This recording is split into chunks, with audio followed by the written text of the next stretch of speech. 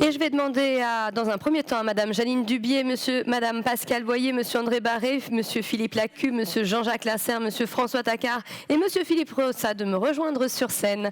Sous vos applaudissements, Mesdames et Messieurs.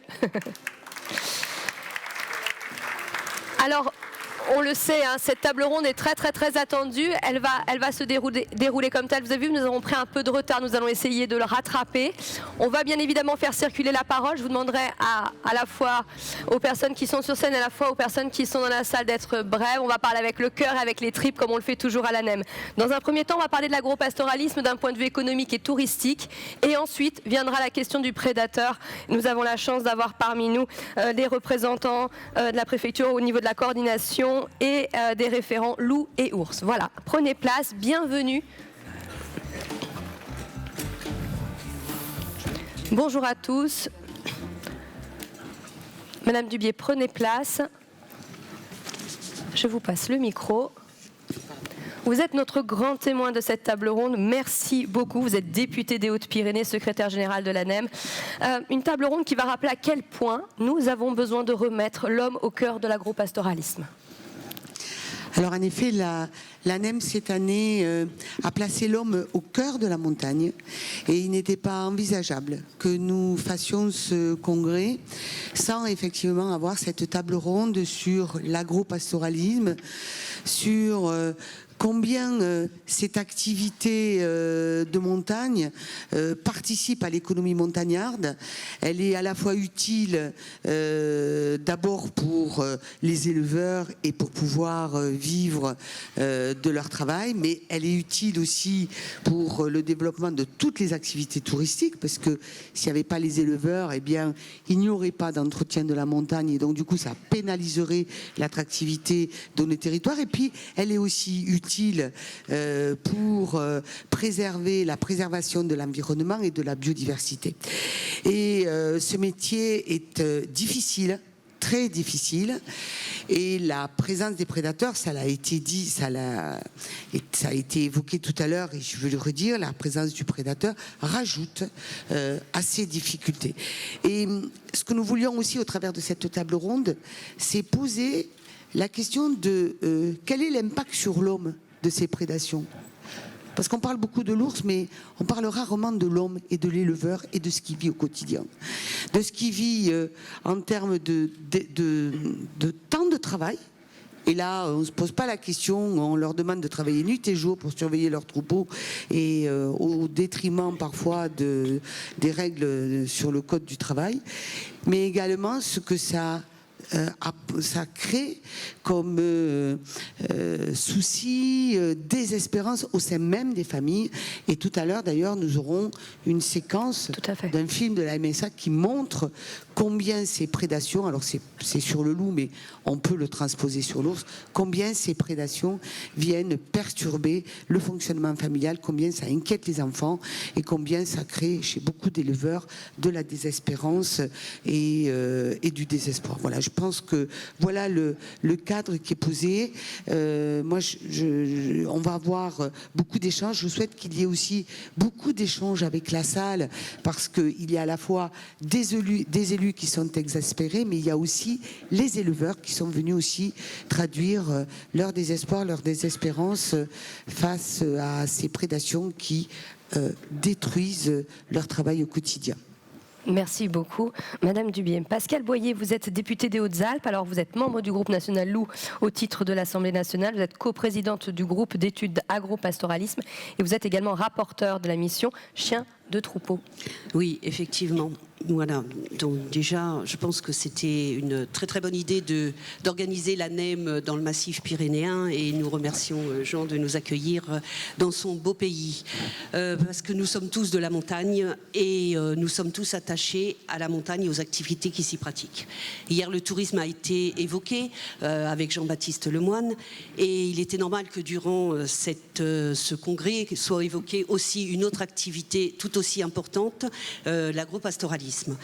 Il faut toujours garder en mémoire que l'agropastoralisme était présent avant les activités touristiques, et c'est parce que nous avons de l'agropastoralisme que certaines activités touristiques peuvent aussi être pratiquées.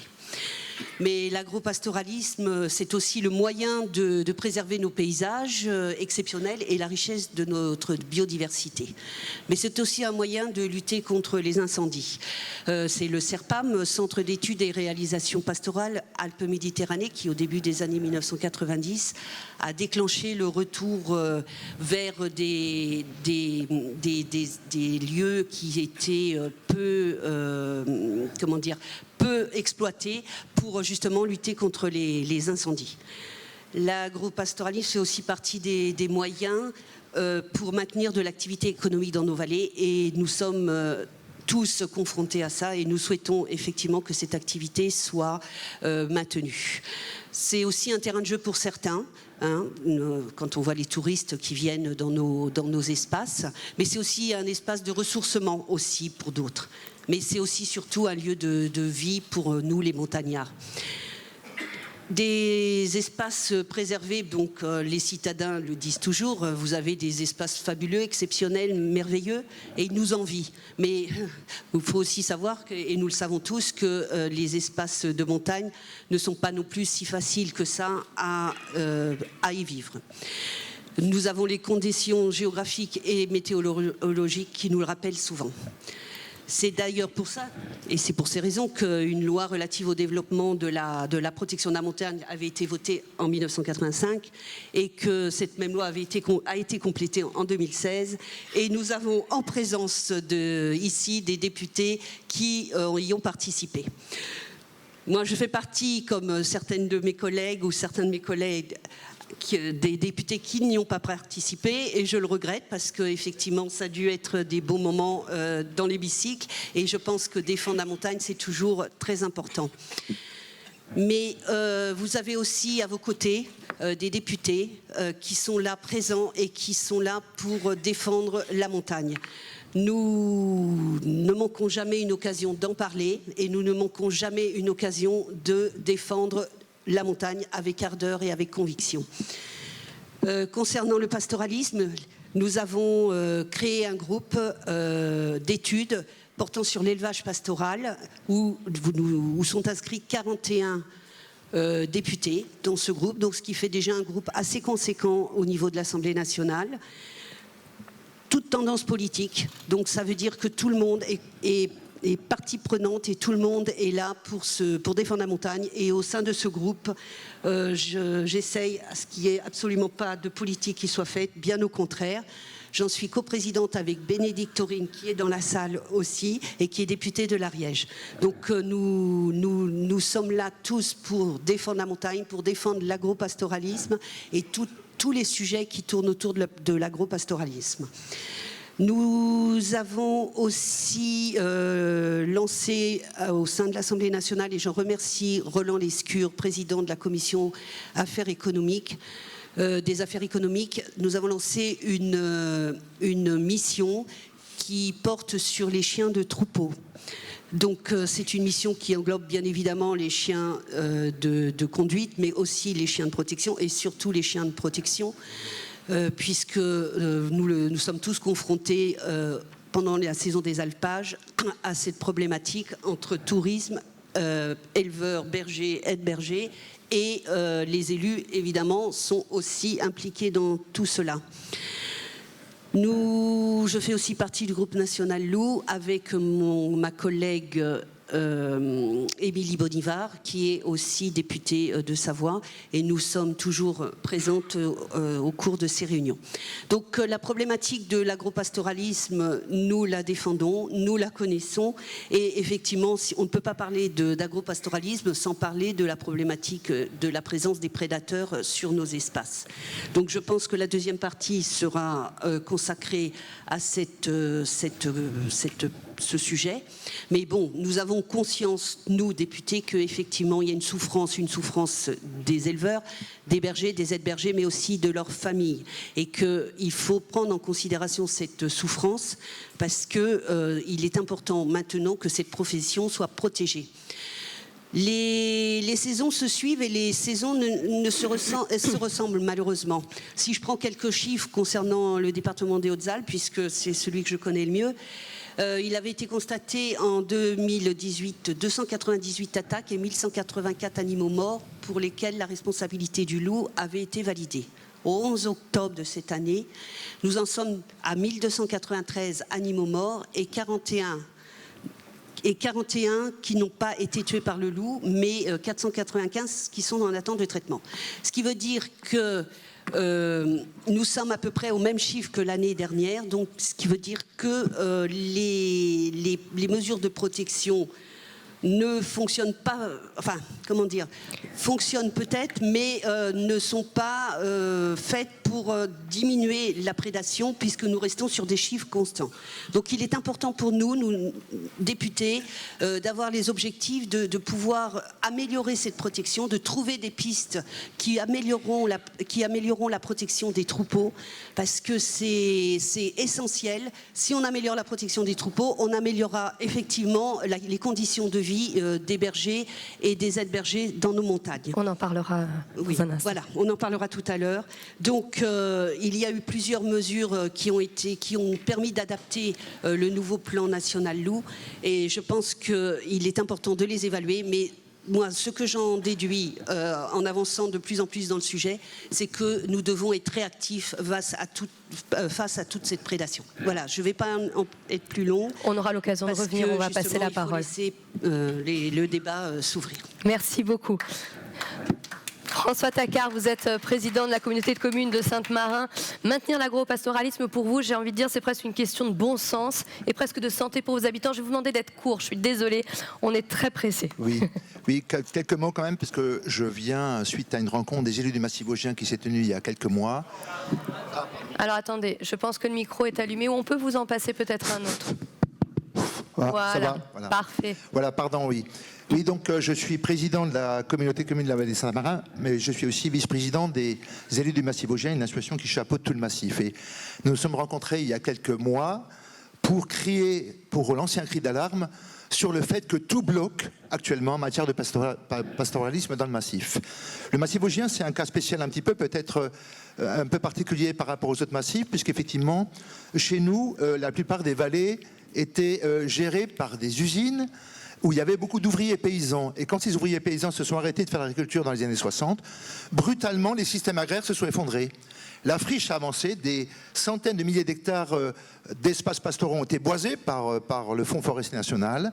Et dans ma vallée, qui fait 16 000 hectares, on avait 7 000 hectares à peu près d'espaces pastoraux. On est tombé à 3 000 à 2 000 hectares d'espaces pastoraux. Tout le reste est parti soit en friche, soit en boisement. Et du coup, il a fallu réagir, et dès les années 70, dans le Massif vosgien, on se réunit pour dire on ne peut pas laisser la forêt nous manger. Et on lance des projets d'amélioration pastorale. Moi-même, comme jeune agronome, j'ai lancé mon premier dossier en 1978, il y a 40 ans exactement, de défrichement avec une coopérative d'ouvriers paysans. Et on va d'abord faire beaucoup d'erreurs, parce qu'on va commencer à défricher, on ne savait pas comment faire, en installant des nouveaux paysans qui avaient beaucoup de mal. Et à partir des années 80, on a fait ce qu'on a appelé des plans de paysage par vallée. C'est les CIVOM, puis communautés communes qui ont fait ça. Ça s'est passé dans la ville de la Bruche. Je salue quelques élus de la Bruche qui sont présents ici, dans ma vallée aussi.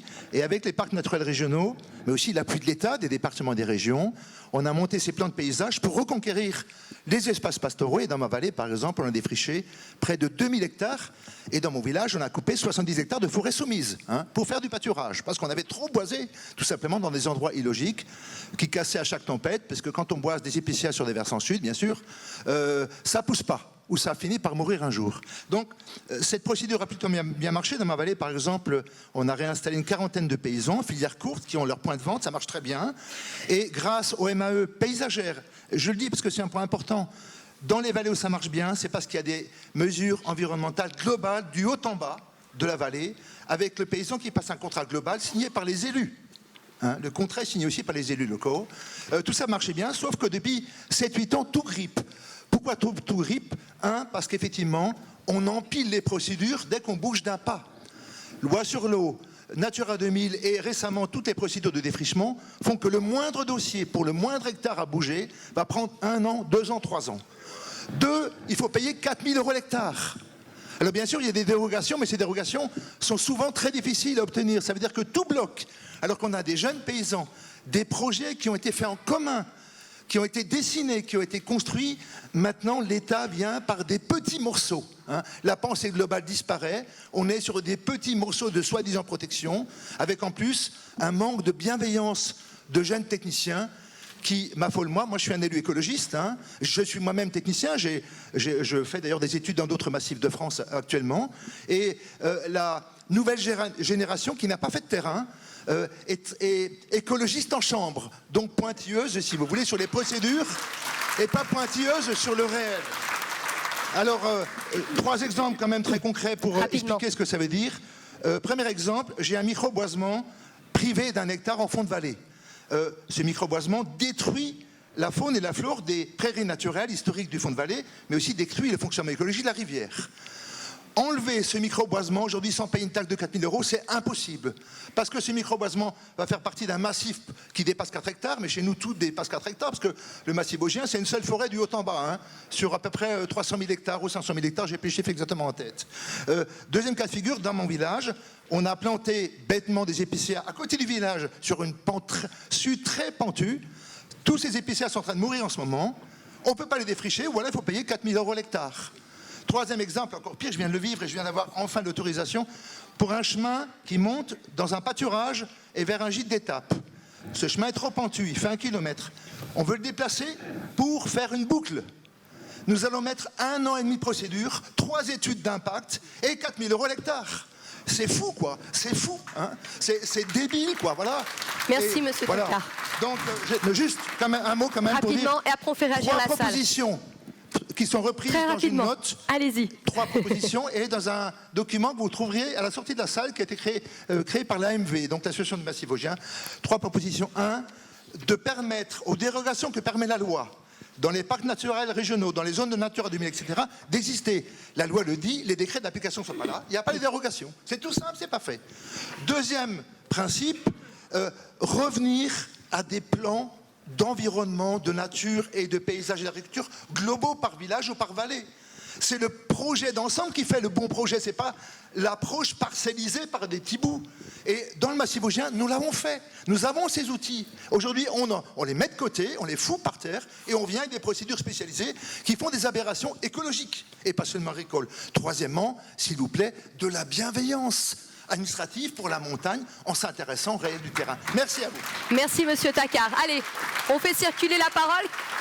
Qui souhaite réagir sur les questions d'agropastoralisme? Le prédateur dans un second temps, très rapidement. Levez-vous, prenez la parole. Oui, rapidement, hein. Je suis désolée, je vais être très sévère aujourd'hui. Bonjour. Je vais être très bref. Bonjour. Alors moi, comme je disais hier, je viens d'une commune de l'île de la Réunion. On a reçu le prix de la biodiversité des mains de Madame Royal. Donc, on est une commune qui est très en avance sur d'autres. Mais l'agropastoralisme est en train de mourir à l'île de la Réunion. Il reste un petit groupe d'éleveurs gaulois qui résiste à un prédateur qui est en train de faire en sorte que depuis quelques années, sur les 4000 vaches qui étaient en liberté sur les plateaux du Nez de Bœuf, du volcan, du Piton de Textor et de la rivière de l'Est, il reste une 60aine de vaches. Et depuis que ces vaches ont disparu, eh bien, il y a souvent des incendies parce que le sous-bois n'est plus entretenu. Et aujourd'hui, il y a 60 vaches qui résistent parce que ces éleveurs, ce sont des Gaulois. Et ce prédateur, ce n'est pas le loup, ce n'est pas l'ours, ce n'est pas les chiens errants, mais c'est le parc national. Voilà, je voulais le dire. Merci. D'autres réactions, mesdames et messieurs? Oui, monsieur. Sur l'agropastoralisme, on est d'accord, on parle du prédateur après. Hein. On aura beaucoup à dire. Je vous laisse vous présenter, monsieur, s'il vous plaît. Dominique Fayel, je représente la FNSA et aussi une association européenne, Euromontana, qui regroupe des agriculteurs, des socioprofessionnels, mais aussi des collectivités territoriales.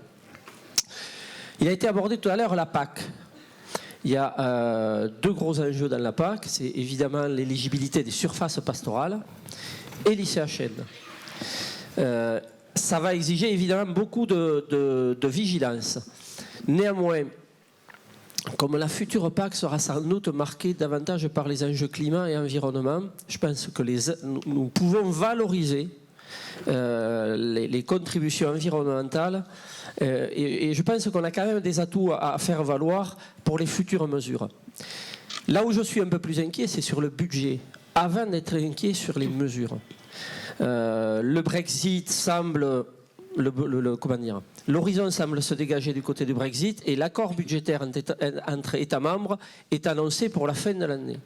Mais à ce stade, on est sur du moins 10, moins 15%, voire jusqu'à moins 25% sur le second pilier. Donc l'urgence aujourd'hui de la mobilisation des élus, elle doit d'abord porter vis-à-vis de l'État membre sur les contributions budgétaires. Merci, monsieur. Oui, je me permets juste de réagir à ce sujet pour dire que dans les études qu'on a menées dans le cadre de ce travail sur le massif vosgien, on a observé, que la biodiversité est un espace pastoral, un pâturage permanent, est jusqu'à 40 fois meilleur qu'une forêt d'épicéa, et 2, que le bilan carbone est aussi bon. Donc un espace pastoral doit être préservé, c'est aussi un puits de carbone. Je parle d'un espace pastoral permanent, bien sûr, qui n'est jamais labouré. C'est un point important dans le débat sur le rôle du pastoralisme, dans l'équilibre sylvo-pastoral. Aujourd'hui, on sanctifie la forêt, même la forêt la plus débile, genre forêt d'épicéa, au nom de la sauvegarde de la forêt amazonienne, et on empêche du pastoralisme qui est beaucoup plus écologique qu'une forêt artificielle. Merci, monsieur Takar. Oui, madame Genevard, ici devant. Merci, merci d'ores et déjà pour ces contributions très intéressantes. Alors, je suis d'accord avec vous sur cette question de la forêt. Je pense qu'il faut que nous trouvions un équilibre entre les espaces boisés et les espaces agricoles. Il ne faut pas que les uns et les autres s'opposent. Nous y avons travaillé dans la loi montagne, dans l'acte 2 de la loi montagne, permettant, grâce à cette loi, que les espaces qui s'enforestent naturellement puissent être redonnés à l'agriculture si elle le souhaite, sans pénalité financière. Il ne s'agit pas d'opposer l'un à l'autre et ça sera un des enjeux que nous aurons à travailler avec les acteurs sylvicoles et agricoles. C'est très important, c'est le premier point que je voulais dire. Sur la question de l'ICHN, je voudrais rappeler que l'ICHN est une disposition qui est née avec la NEM et avec la loi montagne de 85. Qu'est-ce que c'était que les ICHN? C'était une aide spécifiquement dédiée à l'agriculture de montagne, considérant que la compensation du handicap naturel devait fonder une partie de la politique agricole. L'enjeu pour nous sera de bien conserver ces ICHN pour les espaces qui sont touchés par le handicap naturel. Aujourd'hui, on voit bien qu'il y a une tentation pour faire de l'ICHN une aide généraliste sur l'agriculture, sans considération de ce pourquoi l'ICHN a été créé. Et ce sera vraiment un point de vigilance très fort pour nous. Deuxièmement, sur le budget de la PAC, il est clair qu'il y a une énorme inquiétude sur la négociation de la future PAC, dont on voit bien qu'on risque bien de perdre là des moyens pour l'agriculture de montagne. Sachez, mes chers amis, que c'est un combat que la NEM mènera avec la détermination la plus forte, parce qu'il en va du maintien de ce qui fait l'âme de la montagne, le pastoralisme, bien sûr, vous en débattez ce matin, nous en débattons ce matin, mais de façon générale sur l'agriculture. L'agriculture de montagne est un pan essentiel de l'économie montagnarde et nous n'entendons pas à la NEM le laisser perdre. Voilà, c'était le message que je voulais vous faire passer. Merci madame la présidente. Petite réaction, juste rapidement, madame, monsieur madame Takar. la députée, vous avez effectivement fait passer à 40 ans et non pas 30 ans donc la période de référence sur le boisement naturel ou artificiel. Le problème, c'est que ça ne prend pas en compte les boisements artificiels. Or, cela pose problème aussi, puisqu'ils sont illogiques. Et surtout, chez nous, c'est 50 ans. En fait, la déprise agricole a commencé à 50 ans. Et même dans les Alpes. J'ai travaillé récemment dans les Alpes, j'ai un bureau d'études en développement rural et aussi dans le Massif central. Donc, j'ai découvert qu'effectivement, dans la vallée d'Eau, par exemple, la forêt avance dans les bas de pente et étouffe les villages. Et aujourd'hui, personne n'agit. Il n'y a pas d'outils. Et ces gens-là, comme c'est des forêts privées, c'est 4 000 € l'hectare pour agir, alors qu'il faut désétouffer les villages. Donc, on voit bien que ce n'est pas un problème du massif vosgien. La forêt avance de façon irrationnelle. Il faut vraiment des plans globaux par village et par vallée pour gérer rationnellement les choses. Merci, monsieur Takar. Une dernière intervention et après on repasse on jongle comme ça. Allez, rapidement. Christian Goni, donc Haillons-le-Vieux dans les Alpes. Je ne reviendrai pas sur l'ICHN parce que j'ai donné mon inquiétude hier. Par contre, les alpages vivent. Et je vous rejoins parce que j'ai quand même de la forêt qui est sur des zones de prairie et j'ai de la prairie qui est sur des zones de forêt. Aujourd'hui, je m'assois sur tout. Parce qu'autrement, il faut que je contacte l'ONF pour dire attention, on va vous donner un hectare ici de forêt, on va vous prendre un hectare de forêt, mais on va vous donner un hectare de prairie. Ben ça, on n'y arrive pas. Alors aujourd'hui, je ne fais rien, je laisse l'alpage vivre, et puis on verra après ce que ça donnera. On travaille au coup par coup de façon Merci irrationnelle. beaucoup. Philippe Lacuppe, vous êtes président de la CAP, l'Association des chambres d'agriculture des Pyrénées, et de la Chambre d'agriculture de l'Ariège.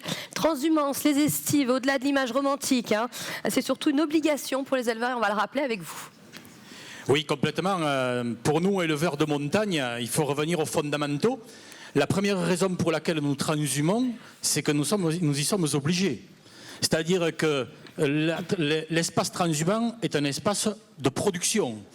À savoir que si nous devions rester dans nos vallées étroites avec nos troupeaux, nous n'aurions pas 80 vaches ou 200 brebis, nous en aurions 10 et nous ne vivrions pas de ce métier. Moi, quand je suis sur l'estive, quand je suis sur la montagne, je me considère comme dans ma cour de ferme, je me considère chez moi. Donc, ne pas oublier que c'est d'abord un espace de production. Alors certes, c'est notre histoire, c'est notre culture, on le vit avec les tripes, on le vit avec le cœur, c'est quelque chose qu'on aime, évidemment, mais là, le passage obligé de la montagne, sans la montagne, l'agriculture de montagne, sans la transhumance, l'agriculture de montagne n'existerait pas. Il faut le dire et le répéter. Alors on nous dit aujourd'hui qu'il faut valoriser tout ce qu'amène la transhumance en termes de biodiversité, en termes d'entretien d'espace, en termes de tourisme, etc. Super, et il faut le faire. Mais la première raison, encore une fois, pour laquelle nous transhumons, nous les éleveurs, c'est que c'est un espace de production, et il faut le rappeler, et c'est fondamental. Moi, par rapport à cette problématique grand prédateur, dans un département comme l'Ariège, où à nous seuls, nous avons 50 ours, vous avez dit, Madame la députée, vous avez parlé de 1200 brebis prédatées dans votre département. Nous sommes exactement sur le même chiffre dans mon seul département de l'Ariège. C'est dire l'impact que peut avoir l'ours sur un territoire comme ça. Et au-delà du côté abominable pour les gens qui sont prédatés, et ça mes collègues alpins vont en parler tout à l'heure, donc je n'en parle pas, derrière quand même, on peut se poser la question sur cette schizophrénie qui s'est emparée de notre société. On nous dit, les agriculteurs, soyez dans une pratique vertueuse. Mais mon Dieu, l'agropastoralisme, nous n'utilisons pas ou peu d'intrants. Nous sommes sur un élevage qui est hyper respectueux de l'animal, de la terre, de l'homme. Nous sommes complètement dans ce qu'attend la société de nous, dans les transitions écologiques, dans les transitions environnementales, climatiques, toutes ces transitions dont on nous parle. Et c'est à nous qu'on vient de nous mettre des ours et des loups et qu'on risque de tuer cette agriculture-là. Il faut dire aux environnementalistes que plus on aura des ours et des loups, plus on tuera l'élevage extensif et plus on aura d'élevage de 1000 vaches. Ça, c'est obligatoire. Donc, à un moment donné, il y a un choix à faire dans cette société. De même, quant aux politiques publiques, vous en avez parlé des politiques publiques, on a eu depuis quelques années des politiques publiques favorables à la montagne. C'est indéniable. La PAC 2015 a permis pour la première fois dans l'histoire de la PAC la reconnaissance des surfaces pastorales comme surfaces productives et donc dans le premier pilier, vraiment une conséquence qui a été forte. Entre parenthèses, aujourd'hui on sent que cette reconnaissance elle est mise à mal et qu'il va falloir qu'on se batte. Et messieurs et mesdames les élus de l'ANEM, on va avoir besoin de vous parce que vous avez parlé du deuxième pilier, vous avez parlé de l'ICHN, mais sachez aujourd'hui que ce qui a été obtenu par les DPB, à travers les DPB, donc dans le premier pilier, il va falloir se battre pour le conserver. Et là, il y a un vrai enjeu majeur pour la montagne et on aura besoin de nous, les professionnels qui négocions la PAC, d'abord avec le ministère, puis après un peu plus haut au niveau de l'Europe, on aura besoin de vous, les élus de la montagne, pour nous aider dans ce combat-là. Donc, une PAC qui est devenue globalement favorable. De même, des politiques publiques avec des plans de soutien à l'économie montagnarde qui ont été favorables. Donc, à la fois des politiques publiques favorables et en même temps, comme dirait quelqu'un, on nous balance des ours et des loups pour tuer ça. Mais c'est quoi la logique de tout ça? C'est quoi la cohérence de tout ça? À un moment donné, et je reprendrai ce qu'a dit Jean Lassalle, il y va du déclassement de l'ours et du loup dans la directive Habitat, dans la Convention de Berne. Si on ne passe pas par ces étapes-là, c'est cuit. Et derrière tout ça, il y a une vision d'aménagement du territoire. Qu'est-ce qu'on veut faire de nos territoires de montagne?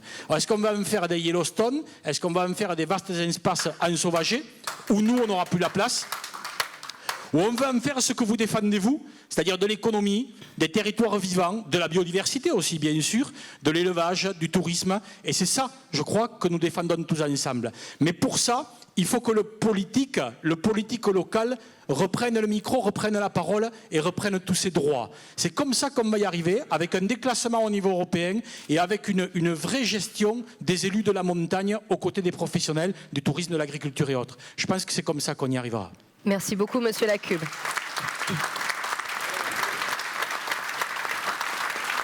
Jean-Jacques Lasserre, vous êtes président du conseil départemental des Pyrénées-Atlantiques. Quels moyens vous mettez et quelles aides pour l'agropastoralisme? Justement, on en parle. Est-ce qu'on remet l'homme au centre de l'agropastoralisme chez vous aussi? Écoutez, bien entendu, ça marche, oui. Moi, j'adhère totalement, Monsieur le Président, à votre intervention. Vous savez, quelles sont les aides quand on imagine au niveau des collectivités, et c'est vrai pour toutes les collectivités, quand on imagine un dispositif d'aide, il faut toujours que ce soit basé sur des concepts clairs, bien identifiés et partagés. Autrement, ça ne fonctionne jamais. Et bien sûr, il faut y affecter les moyens financiers. Ça, c'est moins romantique, mais s'il n'y a pas ces conditions réunies, ça ne marche pas. Au niveau des concepts j'ai essayé d'en dire quelques mots lors de l'instant d'ouverture. Moi, je partage complètement. Nous considérons, mais je ne le dis pas pour faire joli dans le paysage aujourd'hui. Regardez les politiques départementales. Nous considérons qu'il faut que l'on s'associe pour définir le vrai projet économique pour la zone montagne. C'est un peu ce que vous disiez. Alors, je vous dis, je ne veux pas faire de m'attirer une bronca, comme on dit dans ce pays, il faut qu'on parle des prédateurs, parce que c'est très important. Nous avons pris une position tranchée, d'entrée de jeu. On a été la première des collectivités à dire non, pour des raisons qu'on a évoquées, et notamment pour des raisons de contribution à l'environnement et de non-atteinte à l'environnement qu'on trouve en zone montagne, et sur la protection des animaux. Là, on a développé les mêmes arguments.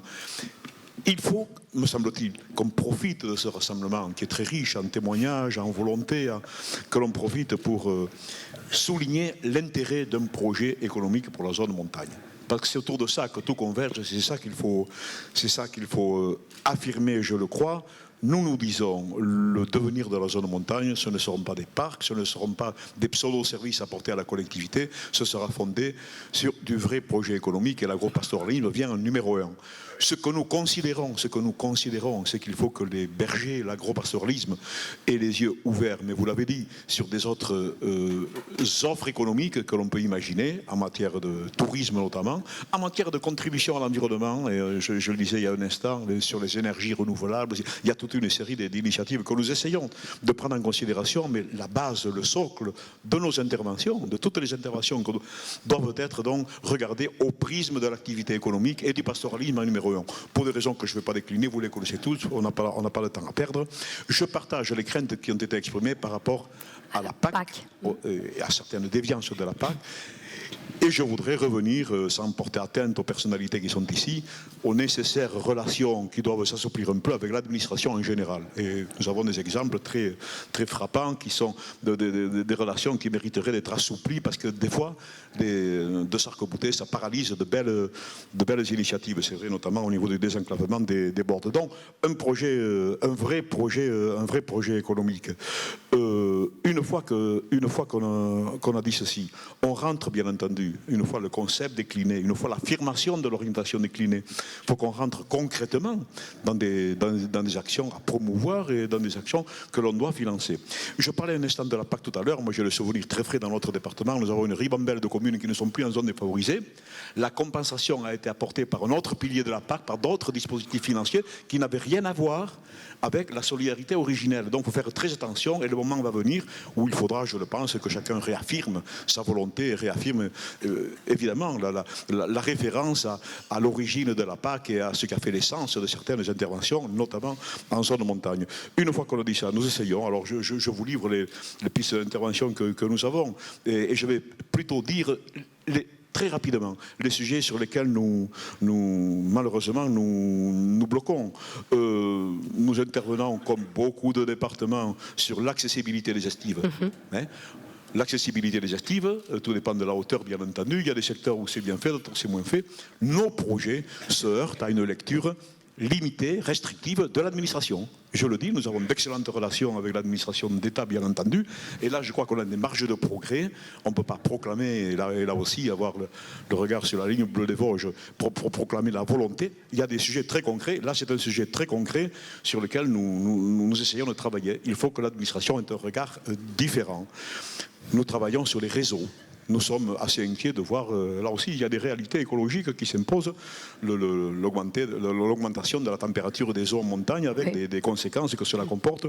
Nous essayons d'y travailler. Nous travaillons sur les transmissions. Nous travaillons bien entendu sur l'ensemble des systèmes productifs. Nous intervenons sur la transformation. J'ai ici un florilège de toutes nos interventions avec chaque fois un règlement, un financement, bien entendu. Autrement, imaginez le niveau d'insincérité que nous aurions. Nous voulons accompagner la valorisation environnementale et touristique et nous disons, c'est un peu la richesse de notre projet TIGA, territoire innovant de grande ambition. Je vous disais tout à l'heure que nous jouons beaucoup sur le partenariat. Le partenariat, c'est aussi l'accumulation des richesses intellectuelles et en termes de projets du public, du privé, de l'ensemble des acteurs. Nous essayons de veiller sur l'ensemble de ce qui peut se passer de positif, de bénéfique sur l'ensemble des projets. Alors, c'est vrai en matière d'énergie renouvelable, je crois, et là je reprends ce que je disais par rapport à l'administration, en matière d'hydroélectricité et de petite hydroélectricité, on a beaucoup de choses à faire et on se heurte bien entendu sur des concepts non approfondis, des concepts de protection notamment de la faune qu'il y a dans nos rivières. Ici, nous avons un conflit entre le saumon et les barrages hydroélectriques, que voulez-vous, alors qu'il est prouvé techniquement que tout ceci, bien entendu, est compatible. D'autres pays l'ont fait avant nous. Et à cause de ça, nos initiatives sont paralysées. Il faut qu'on avance au niveau de ces relations. Au niveau de l'énergie, je faisais référence à de belles initiatives que nous avons en matière d'utilisation du bois. Là, il est du devoir des collectivités départementales d'effectuer ou d'avoir une attitude de veille permanente. Et je reviens toujours, très partenarial, autrement ça ne marche pas. Alors c'est toujours un peu embêtant de dire qu'on n'est pas les seuls au monde, que les initiatives sont partagées, mais c'est comme ça que ça peut marcher, parce que de toutes les philosophies, si on n'a pas la dose ou le moyen de l'applicabilité, ça ne vaut rien. On essaie de jouer ça au travers de nos réflexions et des dispositifs qui essaient de concrétiser les points d'orientation et de réflexion que nous proposons. Et des actions concrètes. Merci beaucoup Jean-Jacques Lasserre. André Barret, vous êtes vice-président de l'USAPR, l'Union pour la sauvegarde des activités pastorales et rurales. Pour vous, il manque clairement, on va dire, une reconnaissance de l'agropastorisme. Alors tout à fait. Je crois qu'il y a plusieurs mots qui résument ici ce pourquoi on est là. Donc l'agropastoralisme, l'ANEM, Association d'élus de montagne, et puis l'homme au cœur de la montagne. Ces trois éléments-là m'incitent à penser que le classement au patrimoine mondial de l'UNESCO, qui ne devrait être qu'une juste reconnaissance des choses, est devenu une façade qui est bientôt vide à cause de la politique et on va dire de l'incohérence des politiques publiques qui sont mises en place. Ça a été évoqué, ça a été dit et redit. Il a été évoqué le fait qu'il faut faire confiance aux élus locaux. Et si l'USAPR est né, c'est bien parce que les élus locaux, tout d'un coup, se sont retrouvés avec, au bout de l'entonnoir, toutes les problématiques qui ont été évoquées aujourd'hui. Tout arrive chez le maire. Pour autant qu'il s'intéresse à son territoire et aux gens qui y vivent, il se retrouve avec ces problèmes-là et il devient la figure de proue de toutes les problématiques. Anti-agriculture, pro-agriculture, anti-loup, ours, etc., etc. Et je rappelle que vous avez été vous-même éleveur pendant 33 ans. Alors, j'ai été éleveur pendant 33 ans. Après, j'ai fait le choix de m'occuper de la mairie et puis d'autres activités. Mais ça m'a permis d'être en première ligne avec ça. Je vous passe la douleur de ceux que l'on reçoit dans sa propre maison parce qu'on ne va plus à la mairie au bout d'un moment. Voilà. Mais ça, ceux qui l'ont vécu savent de quoi je parle. Et est-ce que les services de l'État se rendent compte que tous ces éléments que nous évoquons aujourd'hui nuisent au développement de la montagne, nuisent à la capacité des élus à avoir vraiment les moyens et la confiance, simplement, les moyens on les trouve quand on veut, mais simplement avoir la confiance de l'État et de ses administrés pour réaliser ensemble des choses. Ça a été dit aussi. Et c'est ce qu'il faut que l'on fasse. La prise de conscience de l'USAPR, voilà, c'est vraiment fondamental pour arriver à développer ça.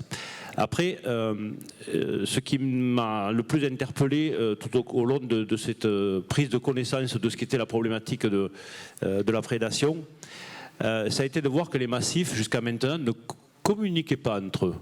Et aujourd'hui, alors on devrait dire à cause, mais c'est presque grâce aux prédateurs, finalement on s'est rencontrés sur des projets, enfin sur des situations communes. On a su en tirer une expérience, il faut savoir la traduire devant ceux qui ne connaissent pas le sujet. Et là arrive le problème de la communication. Nous n'avons pas ni le temps, ni les moyens, je pense aux éleveurs et aux maires des communes modestes que nous dirigeons tous, de communiquer envers le grand public pour leur montrer la réalité des choses. Nous avons perdu ce bon sens, j'allais dire paysan, mais ce bon sens au moins citoyen, où les gens étaient capables, M. Lassalle, vous l'avez évoqué, la force d'un territoire se fait à travers le partage des idées à un moment donné. Et ça, nous sommes petit à petit, nous, en train de le retrouver.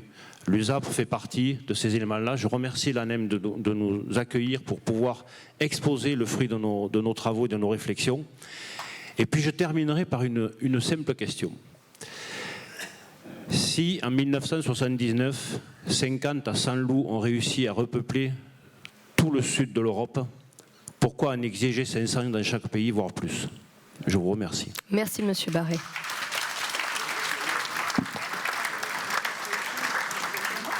Je me permets de retourner vers vous. Est-ce que vous avez des réflexions, des interventions? Alors, on reste encore un petit peu sur le groupe paternaliste. On a un petit peu dévié sur le prédateur, mais on va avoir un très bel exemple avec vous, Monsieur Rossa. Oui, levez-vous. Ce sera plus simple, je ne sais pas. Vous avez déjà pris la parole? Ouais, je vous ai reconnu. C'est bien tenté, hein? Merci. Je vais vous demander de vous présenter et d'être bref, s'il vous plaît. Merci infiniment. Gérard Bonjean, maire d'Azera, commune de la Haute-Loire. Je voulais revenir sur les deux propos qui ont été tenus tout à l'heure, en particulier au niveau de l'administration, en disant que les techniciens, leur terrain, c'était le bureau. Je suis d'accord avec vous. Mais ça va même plus loin que ça. C'est qu'actuellement, dans des services de l'État, on a des gens qui confondent leur travail avec leur militantisme. Et ça devient très problématique. Merci, monsieur. Autre intervention? Tout là-bas au fond, on a une intervention. Monsieur, levez-vous. Voilà, parfait. Je vous laisse vous présenter et être aussi bref que votre prédécesseur. C'était parfait. Bien, merci à tous. Pierre Bonivard, le maire de Saint-Cons-en-Des-Villars et le président de l'USAPR. Moi, j'aimerais revenir à des choses pragmatiques. L'agropastoralisme est un modèle à préserver. Que voulons-nous préserver aujourd'hui sur nos territoires? A priori, une filière ou des filières avec des activités qui s'y rapportent, des activités sociales, économiques, humaines.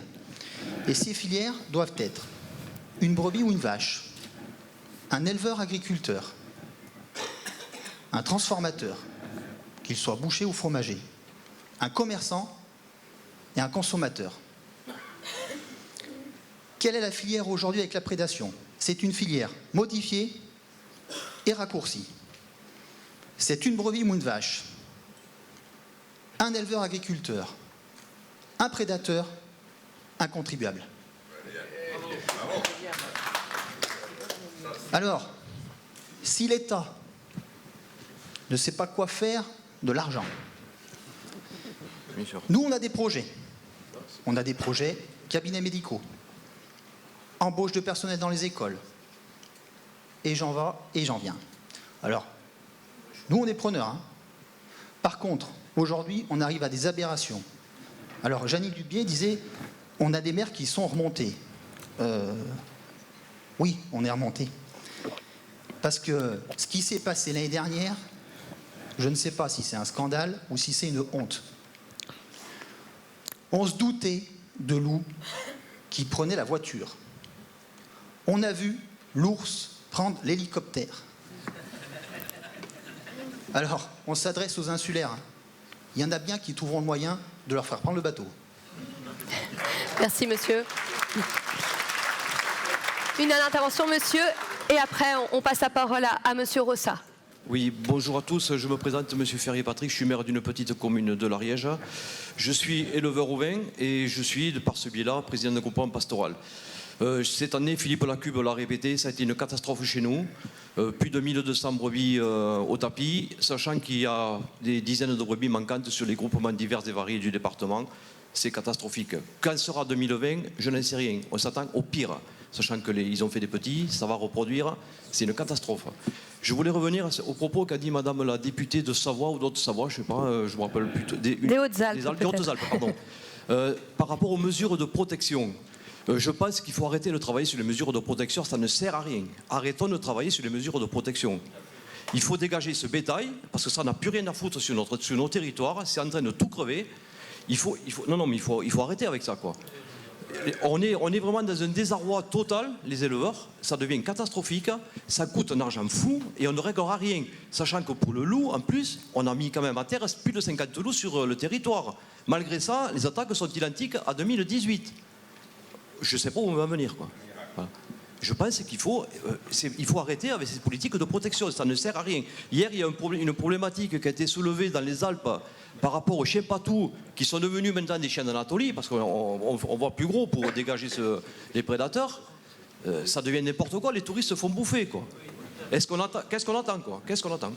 Merci, monsieur. Oui, je voulais juste rajouter oui. que, pour reprendre ce que dit Patrick Ferrier, en Ariège, 95% des estives prédatées se protègent. Chiens patous, clôtures, etc., etc. Donc pour abonder dans le sens que vous pouvez mettre toutes les mesures de protection que vous voulez, le prédateur, quand il veut prédater, il prédate. Merci beaucoup. Philippe Rossa, vous êtes éleveur ovin à Villard-Gondran en Savoie. Vous avez vous-même 150 brebis. Jusqu'à présent, on peut le dire, vous passez entre les mailles du filet, ce qui n'est pas le cas de votre fille. Oui, bonjour à tous. En préambule à mes propos, je voulais juste dire quelque chose. Moi, j'en ai presque marre de m'excuser d'être berger. J'en ai presque marre d'avoir honte d'être éleveur. Donc je pense qu'il faut peut-être déjà réinstaurer ça. Commençons déjà par être fiers d'être berger et d'être éleveur. Alors, moi, le politiquement correct, j'ai un petit peu du mal. J'aimerais qu'on utilise des vrais mots. Alors, je m'excuse, Madame la députée, je vous ai déjà un petit peu corrigé tout à l'heure, mais quand vous parlez d'études de chiens de troupeau, c'est pas des chiens de troupeau, c'est des chiens de protection. Donc, n'ayons pas peur des mots. Ce sont des chiens de protection. Même si ça fait référence à plein de choses, ce sont des chiens de protection. Un chien de troupeau, c'est un border collie. Un chien de protection, c'est un patou. Donc, n'ayons pas peur des mots, employons les vrais mots. Déjà. Voilà, donc ça c'est dit. Voilà pourquoi je suis désolé, hein, mais il fallait absolument non, que mais la parole circule cordialement et voilà. c'est normal, on oui, parle avec le cœur et les tripes ici, vous inquiétez pas, on est en famille. Il n'y a pas d'attaque personnelle, c'est juste pour la sémantique et je pense que c'est important. Voilà. Donc nous, moi je viens de Savoie, je viens de Maurienne, ça fait 30 ans nous qu'on est attaqués. Et donc effectivement, à chaque fois qu'on parlait d'attaque, on parlait sur le versant économique. Toujours perte de brebis, perte financière, travail supplémentaire. Mais en fait, personne ne s'était réellement posé la question de ce que ressentait l'éleveur. Et l'éleveur lui-même. Ça, c'est le genre de choses qu'on cache, qu'on a du mal à s'avouer. Donc, nous, on a fait un gros travail donc avec la MSA, en partenariat avec le syndicat ovin 73. On s'est mis autour de la table et on a essayé en fait de nommer un petit peu les choses. Donc, je pars du principe qu'à partir du moment où on arrive à nommer les choses, c'est plus facile d'en discuter entre nous. Donc, c'est sorti ce film.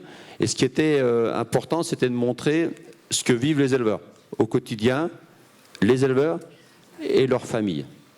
Voilà, moi j'insiste vraiment sur le mot famille. Certes, quand il y a des attaques, il y a des victimes de brebis, mais les victimes, elles ne sont pas que couchées par terre éventrées. Non, elles sont ailleurs et je pense que c'est ces autres victimes qu'il faut qu'on commence à prendre en considération. Voilà, donc juste aussi, le film de la MSA, il n'est pas là pour faire pleurer, et du syndicat ovin, il n'est pas là pour faire pleurer, il est juste là pour faire peut-être prendre conscience aux gens de ce qui se passe dans nos montagnes. Voilà. Donc, on n'est pas là pour faire pleurer. En Savoie, on a déjà donné des coups de pied au cul à pas mal de gens. On est prêt à en donner encore. Mais voilà, on va essayer d'abord de faire passer ce message via ce film. Alors voilà, justement, on a oublié de préciser, mais il y a un film qui a été fait donc à votre initiative avec la MSA et les syndicats. On a un extrait de ce film, on va vous le diffuser. Et ensuite, Monsieur Rossa, je vous laisserai peut-être reprendre la parole.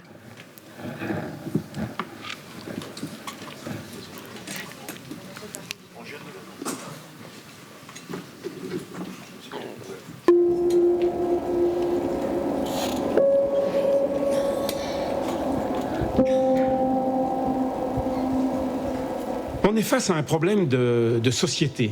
La prédation du loup engendre bien entendu des conflits sociaux, des problèmes sociaux très profonds au sein des familles qui vivent ces drames. C'est carrément un pan de la société alpestre qui va disparaître. La MSA a pris l'initiative d'organiser un groupe de travail avec des éleveurs afin d'envisager donc des mesures beaucoup plus appropriées pour soutenir les familles. Les attaques de loup pour les bergers, pour les éleveurs, c'est une agression, c'est une violence. Le berger, la première chose qu'il voit, c'est ces moutons agressés, c'est-à-dire c'est des blessures, c'est la mort des moutons. Et c'est un choc émotionnel. Quand on subit l'attaque, on l'a subi nous, quoi. Même si c'est nos bêtes, c'est nous. Parce qu'il ne faut pas croire. Hein. C'est pas, nous, on ne les regarde pas comme de la viande. Hein. Ils massacrent. Ils n'attaquent pas, ils massacrent. La deuxième attaque, les agents ont estimé à 10 kilos de viande de manger sur 14 bêtes de tues. Il y en a, ils étaient juste saignés. Et ils ne les achèvent pas. On les achève nous. Et ça, c'est compliqué.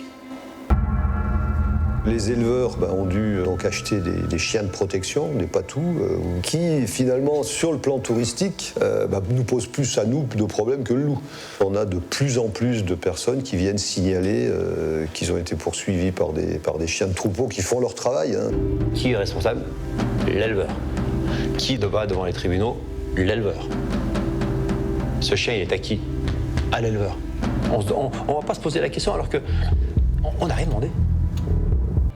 Parmi les éleveurs qui ont subi des attaques, beaucoup n'arrivent plus à retourner sur les lieux d'attaque, n'arrivent plus à imaginer notamment de remonter en alpage avec leurs bêtes. Ma femme me dit tous les jours, ça commence à te tourner la tête, mais c'est vrai. Ça nous tourne la tête parce qu'on ne sait pas l'issue, on voit que l'issue elle va être fatale pour notre exploitation.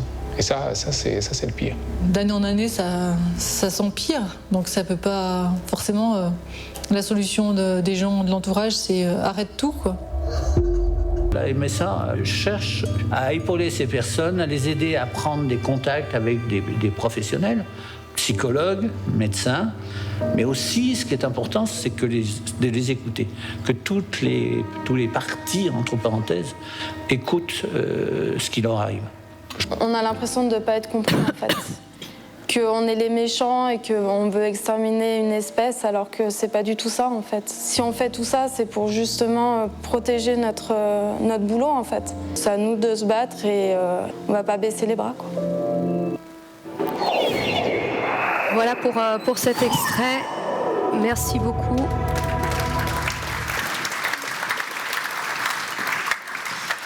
Philippe Rosset, c'est la première fois qu'on met en valeur justement l'aspect psychologique d'une attaque vis-à-vis de l'éleveur. C'était important pour vous? C'est très important. Juste un petit retour. Le métier de berger, pour moi, c'était de conduire une exploitation agricole, conduire une troupe de brebis, de faire naître, de faire grandir en montagne, de vendre de la viande de qualité. Et surtout, ce qui est très important pour moi, c'est de transmettre quelque chose de viable. Alors qu'actuellement, c'est énormément compliqué pour nous de transmettre quelque chose de viable. Donc le loup, il est en train de détruire tout cela. Il est en train de détruire tout ça. Et puis, les éleveurs sont détruits psychologiquement par la présence du loup. En fait, ils vivent avec le loup, ils dorment avec le loup, et ça détruit également leur famille, leurs enfants. Et imaginez-vous la souffrance de parents, parce que moi, j'ai pu ressentir au moment où votre enfant vous dit « je me suis fait attaquer ». Voilà, le loup, il attaque nos enfants. En fait, à travers les brebis, c'est les enfants qu'on attaque, c'est nos enfants à nous. Donc, j'aimerais que les gens qui sont, je ne sais pas si on est dans la salle, des pro-loups, s'imaginent ça. Est-ce qu'on peut faire du mal à leurs propres enfants? Et ça, il n'y a personne réellement qui sait réellement poser cette question-là. Voilà. Moi, j'ai ma fille qui a 23 ans, et elle a été obligée de s'armer. Elle a passé le permis de chasse, et puis elle se promène avec le pétard dans la voiture, tout le temps, toute la saison. Bon, on est au XXIe siècle, vous en voyez beaucoup, vous, des gens qui sont obligés de s'armer pour défendre leur métier. C'est ce qui se passe dans les montagnes, c'est exactement ce que vivent les éleveurs actuellement. Ils s'arment pour se défendre au XXIe siècle. Voilà. Ça, j'aimerais que les gens en aient conscience. Ils sont tous armés chez nous. Alors, après, le mot harcèlement, c'est un mot qu'on entend souvent, et puis à juste titre, dans beaucoup de professions. Le harcèlement, pour moi, il va mener où? Au burn-out, et puis au suicide. Alors, on attend quoi? Qu'il y ait un éleveur qui se suicide pour réagir? Parce que les éleveurs dans la montagne, ils vivent en permanence avec les attaques.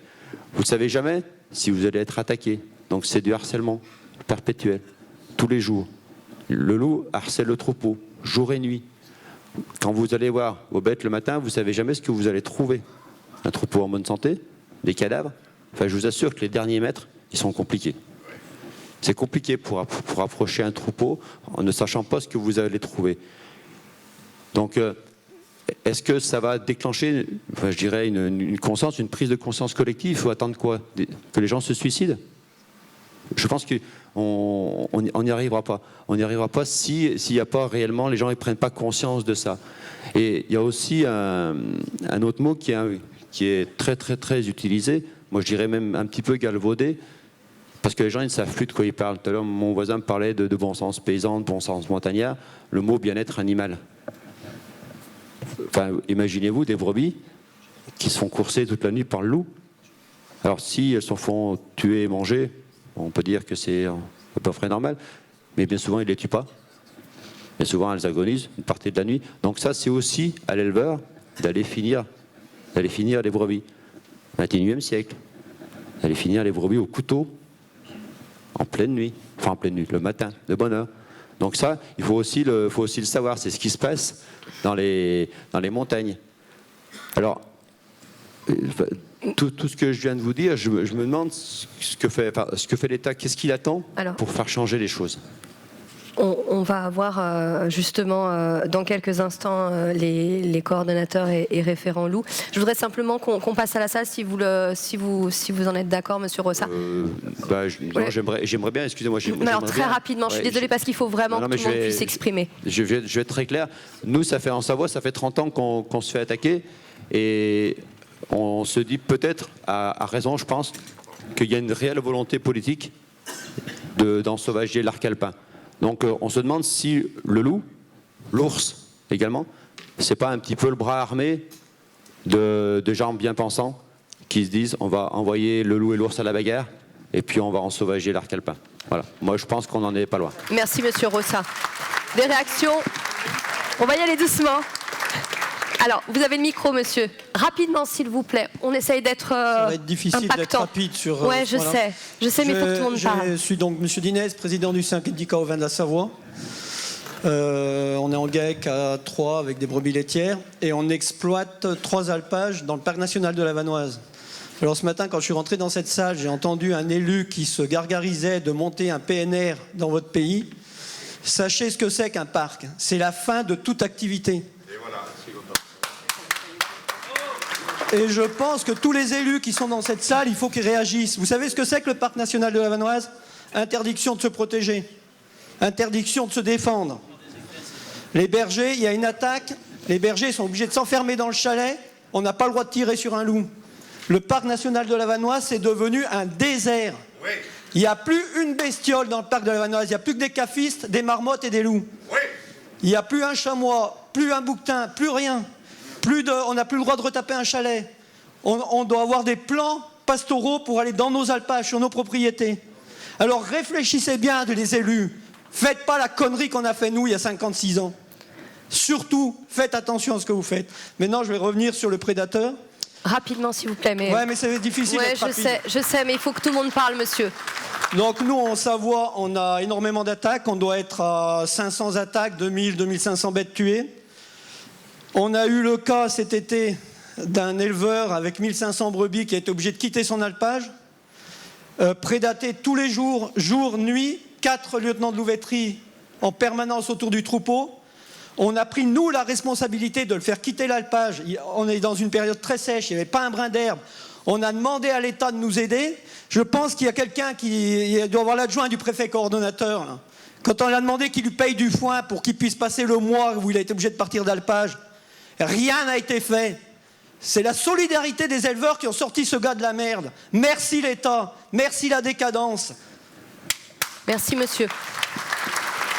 Monsieur, très rapidement, vraiment. Rapidement.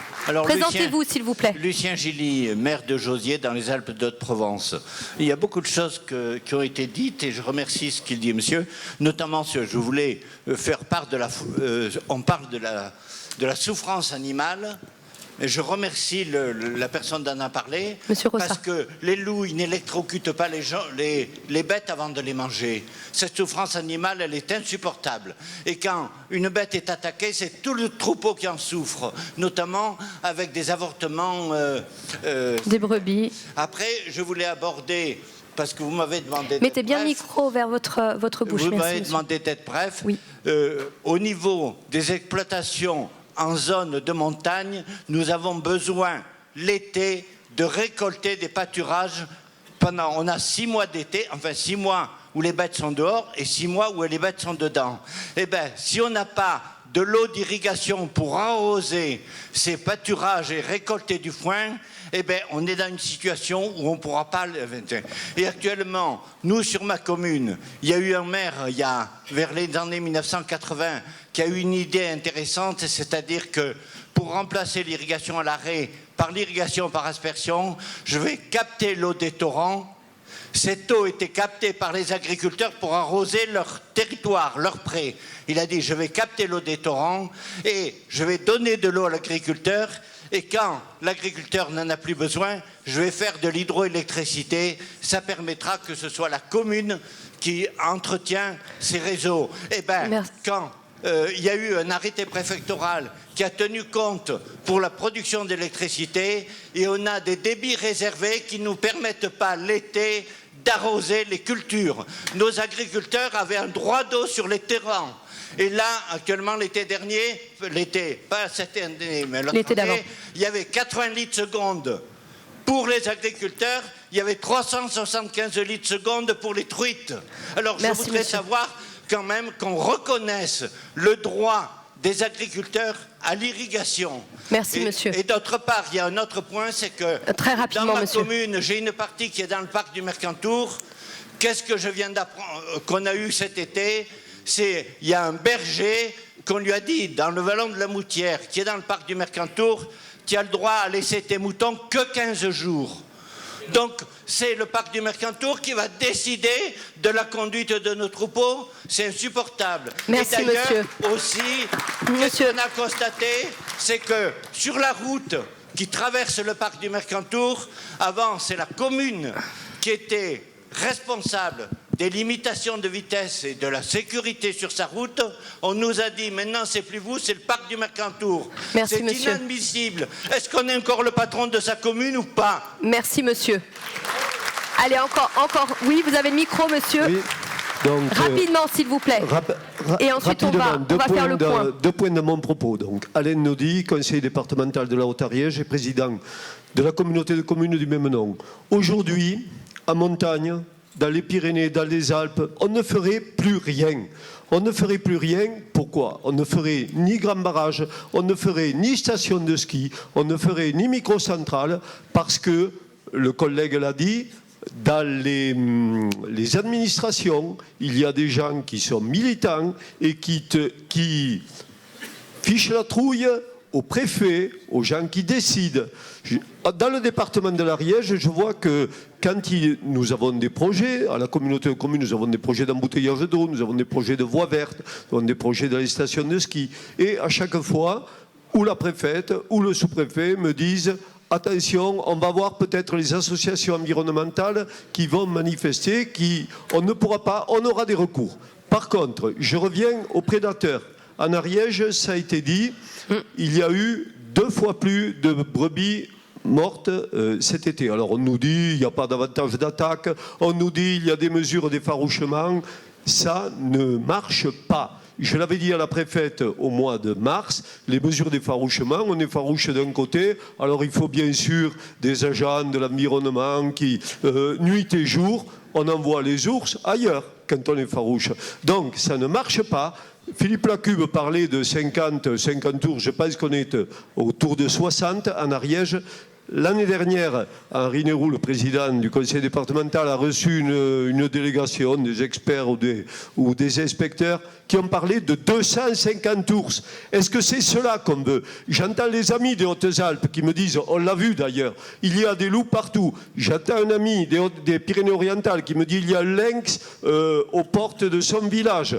Est-ce que c'est cela qu'on veut? Que veut-on faire de la montagne aujourd'hui? Il a parlé de schizophrénie, Philippe Lacube. On en est là. Il faut que ce que l'on dit à la NEM remonte. Madame la députée, vous êtes bien placée. Il faut faire remonter tout ça. La montagne n'en peut plus. Les éleveurs n'en peuvent plus. Voilà. Madame Dubié, vous voulez... Non, on fera après. Allez, monsieur, vous avez le micro. Une dernière intervention. Ouh là là, vous êtes 2 à avoir le micro. Alors, rapidement, monsieur, allez-y. Et pour qu'on puisse entendre aussi... Les prophéties marchent, allez-y, collez-le. Oui, allô. Bonjour, je suis Frédéric Lafont, le maire de Montferrier-les-Monts-d'Aulmes, une commune des Pyrénées ariégeoises et prédatée par le loup. Et en entendant le témoignage de nos amis, là, je me suis rappelé que j'avais un enregistrement d'un éleveur qui m'appelle juste quand il vient d'être prédaté. Et j'ai de l'émotion au moment où je le dis parce que je vais vous le faire écouter. Attendez. J'espère qu'on va l'entendre. Il faut le coller. Est-ce qu'on arrive? Effectivement, j'ai trouvé un veau ce matin. Je viens de trouver un instant, là, après avoir cherché toute la journée, un veau étrippé. Une vache qui est en train d'aborder, mais qui n'était pas prête à véler tout à fait. Et voilà, j'attends que les gardes viennent faire les constats. Mais tu pourras faire comme les autres mairies, interdire la divulgation des eaux sur notre commune, parce que sinon, on ne tiendra pas le coup. Alors, bonne journée, merci. Je suppose que vous sentez l'émotion qu'il y a dans ce témoignage et j'aimerais qu'on prenne en compte les maires, les éleveurs, nous sommes tous à faire front à ce fléau. Merci d'en tenir compte et de faire évoluer la situation. Merci monsieur. Oui. Allez-y, très rapidement. Donc, très Gérald rapidement. Martinez, donc je suis maire dans une commune touristique des Hautes-Alpes. Voilà, Sénégé-les-Ménez. Je voulais intervenir pour interpeller monsieur Etchegaray. Il a parlé tout à l'heure de la nouvelle création d'un parc national dans votre territoire. Je vous le dis de suite. Hein? C'est pas ça? Un parc régional ou national. Non, juste une Vraiment seconde. très rapidement, Je suis parce membre qu'il va du falloir qu'il parc réponde. national des écrins et je suis membre du conseil d'administration. Surtout, si vous le faites, faites-le avec le tir obligatoire des sangliers, des loups et des prédateurs. Ne le faites pas innocemment comme nous l'avons fait parce que nous n'avions pas de prédateurs à l'époque. Vous l'avez, vous connaissez les problèmes, donc faites très attention à tout ça. Le mal-être des agriculteurs, c'est très bien vivre dans une cabane de 7 mètres carrés parce qu'il est mis en place juste pour faire taire les gens et qu'on ne peut plus vivre dans les bergeries telles qu'elles étaient faites à l'époque où ils avaient à peu près 40, entre 20 et 40 mètres carrés. Là aujourd'hui, ils vivent dans 7 mètres carrés. Ils vivent 24 heures sur 24. Je le dis aujourd'hui ici, il faut arrêter de parler. Il faut arrêter de discuter, ça fait maintenant des années qu'on parle. Mes amis, mes camarades, là aujourd'hui, que vous êtes là, les élus de la montagne, si on ne réagit pas et si on ne se bat pas, si on ne rentre pas en résistance, on n'y arrivera pas. On n'y arrivera pas et on continuera à parler et on verra se dégrader la montagne et on verra partir tous nos éleveurs et tout le pastoralisme. J'ai aujourd'hui des parlementaires ici, simplement sur le chien de protection. Je suis désolé, le loup, il a été voulu par la Convention de Berne. Ces gens-là n'ont jamais demandé au peuple directement concerné s'ils avaient envie de l'avoir ou l'ours. Là, on parle de territoire depuis maintenant 2 jours. Où il faut vraiment que le territoire soit prégnant, les communautés de communes, les agglomérations. Est-ce qu'on a demandé à ces gens-là, au moment où la Convention de Berne a été signée, s'ils avaient envie d'avoir le prédateur chez eux? Jamais. Non, mais je vais finir. Il faut que le prédateur ne soit plus le chien de protection ne soit plus le propriété de l'éleveur. Déjà dans un premier temps. Parce que si quelqu'un doit se retrouver devant les tribunaux après une morsure, ce doit être l'État. L'État ou bien l'Europe, faites ce que vous voulez. Mais aujourd'hui, j'appelle à vous tous là, les élus qui êtes ici. Si on continue à rester assis à discuter, on n'y arrivera pas et on perdra le pastoralisme dans les 3 à 4 ans qui viennent. Tous les jeunes sont vraiment dans la détresse, je le vis, je l'ai vu, parce qu'elle le sait en face de moi, parce qu'elle l'a vécu avec moi. Donc je vous le dis à tous et à toutes, il faut réagir très très vite. Merci. Merci monsieur. Je vais demander à monsieur Sellé et à monsieur Zarouati de nous rejoindre sur scène s'il vous plaît. Nous allons pouvoir faire un point, un état des lieux concernant le loup et l'ours. Merci messieurs. Et on va les écouter dans le calme et dans le respect. On revient avec... Ah, juste après, madame. Juste après. Promis. Gardez le micro précieusement. D'accord ? Bonjour messieurs, merci beaucoup d'être présents avec nous. Jean-Paul Sellet, vous êtes préfet référent loup auprès du préfet de la région Auvergne-Rhône-Alpes. Est-ce que vous pouvez nous dresser un état des lieux concernant le loup ? Oui, merci et bonjour à tous. Je suis effectivement le préfet référent pour la mise en œuvre du plan national loup. Je voudrais tout de suite dire que ce plan national il a été revisité en 2018, c'est un nouveau plan national, et qu'il est faux en fait de dire simplement que c'est un plan loup. La mission qui m'est donnée avec Pascal Mayos, c'est de préserver l'avenir du pastoralisme en conciliant autant que possible cet avenir avec la préservation de l'espèce loup. Cela signifie que nous ne sommes pas là pour préserver, je vais le dire de manière un peu brutale, tous les loups et non pas protéger tous les loups. Nous avons pour mission simplement de maintenir la population de loups dans une viabilité démographique. Donc ce plan, on le dit plan loup, mais c'est le plan pour les activités humaines conciliées avec la préservation de l'espèce. C'est d'autant plus important, me semble-t-il, que nous avons véritablement pour mission, et c'est le président de la République qui l'a dit, me semble-t-il, au mois de février de cette année, nous avons pour mission, et c'est dit explicitement, et il l'a dit de cette manière, il a dit non pas de remettre l'église au milieu du village, mais de remettre l'homme au milieu de la montagne. Et c'est donc cet axe. S'il vous plaît. Et c'est donc cet axe que nous devons maintenir.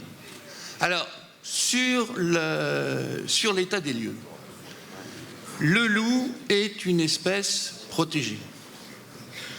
Cela a été dit, protégée au regard des engagements internationaux, la Convention de Berne, protégée au regard du droit communautaire, la Direction Habitat.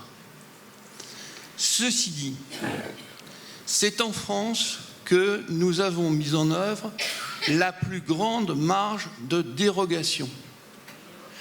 Des loups, il y en a en Espagne, il y en a en Italie, il y en a aujourd'hui, j'y reviendrai, en Allemagne. C'est en France que les autorisations de tir de loups sont les plus importantes. Et c'est en France que le loup, au contraire d'ailleurs de certaines espèces chassables, peut être tiré toute l'année sans aucune considération de sexe, de progéniture, etc. C'est une des dérogations les plus larges prises aujourd'hui en Europe, conformément à ce que les textes nous permettent, mais en allant jusqu'au bout de ce que nous permettent les textes. J'y reviendrai. Deuxièmement, le loup n'est pas une espèce réintroduite. Le loup n'est pas une espèce réintroduite. Le loup... S'il vous plaît, s'il vous plaît, s'il vous plaît. On vous redonnera la parole après, s'il vous plaît. Je vais être bref et je répondrai aux questions. Le loup est en voie de colonisation en France. Il est venu d'Italie, mais il est en voie de colonisation en Espagne également, puisqu'il a traversé le Douro et il est maintenant en Castille-Léon. Il est en voie de colonisation en Allemagne, il est en voie de colonisation en Pologne. Nous avons à gérer cette colonisation. Et nous devons inventer les moyens de la gérer à la fois sur les lieux où le loup est implanté et sur les fronts de colonisation. Troisièmement, nous avons introduit en 2019 des éléments qui me semblent des éléments majeurs et entièrement nouveaux. Et je reviens sur, j'allais dire, le courage de l'État français pour prendre des mesures qui sont des mesures dérogatoires. Nous avons pu établir qu'il y avait une population de plus de 500 loups, 530 loups. Ce qui nous a permis de passer sur des tirs qui peuvent aller jusqu'à 17% de la population, voire 19% de la population. Nous avions tué en 2018 47 loups. Nous en sommes aujourd'hui à 95. Nous dépasserons, j'y reviens sur ce point, nous dépasserons très certainement les 100. C'est près de 20% de la population comptée qui aujourd'hui a pu être tirée. Je pense et que nous aurons exactement les mêmes mesures dans l'année 2020. Nous avons tiré en août dernier 30 loups en un mois. Ce qui a eu un effet, je ne peux pas vous montrer les chiffres, enfin les courbes, parce que ce qui a eu un effet sur les courbes de prédation. Nous avons la nécessité, pour mieux encore intervenir sur la population des loups, de mieux gérer nos tirs, à la fois au cours de l'année et aussi sur les zones les plus prédatées. Je vous donne simplement 2 chiffres. En France, 50 éleveurs concentrent 30% des dommages. Et 100 éleveurs concentrent plus de 50% des dommages. Donc il y a bien la nécessité de concentrer nos moyens pour mieux protéger les élevages les plus prédatés. Quatrièmement, je m'en arrêterai là, les tirs sont un moyen de protection. Les moyens de protection sont aussi des moyens efficaces. 60% des élevages enfin je peux même aller plus dans le détail, 40% des élevages qui ont mis en place des moyens de protection n'ont aucune victime. 20%, écoutez-les, 20% des élevages qui ont mis en œuvre des moyens de protection ont moins de 3 victimes et effectivement, et j'en reviens là, 40% concentrent la plupart des victimes. Et c'est sur ces élevages les plus attaqués qu'il nous faut concentrer l'ensemble de nos moyens.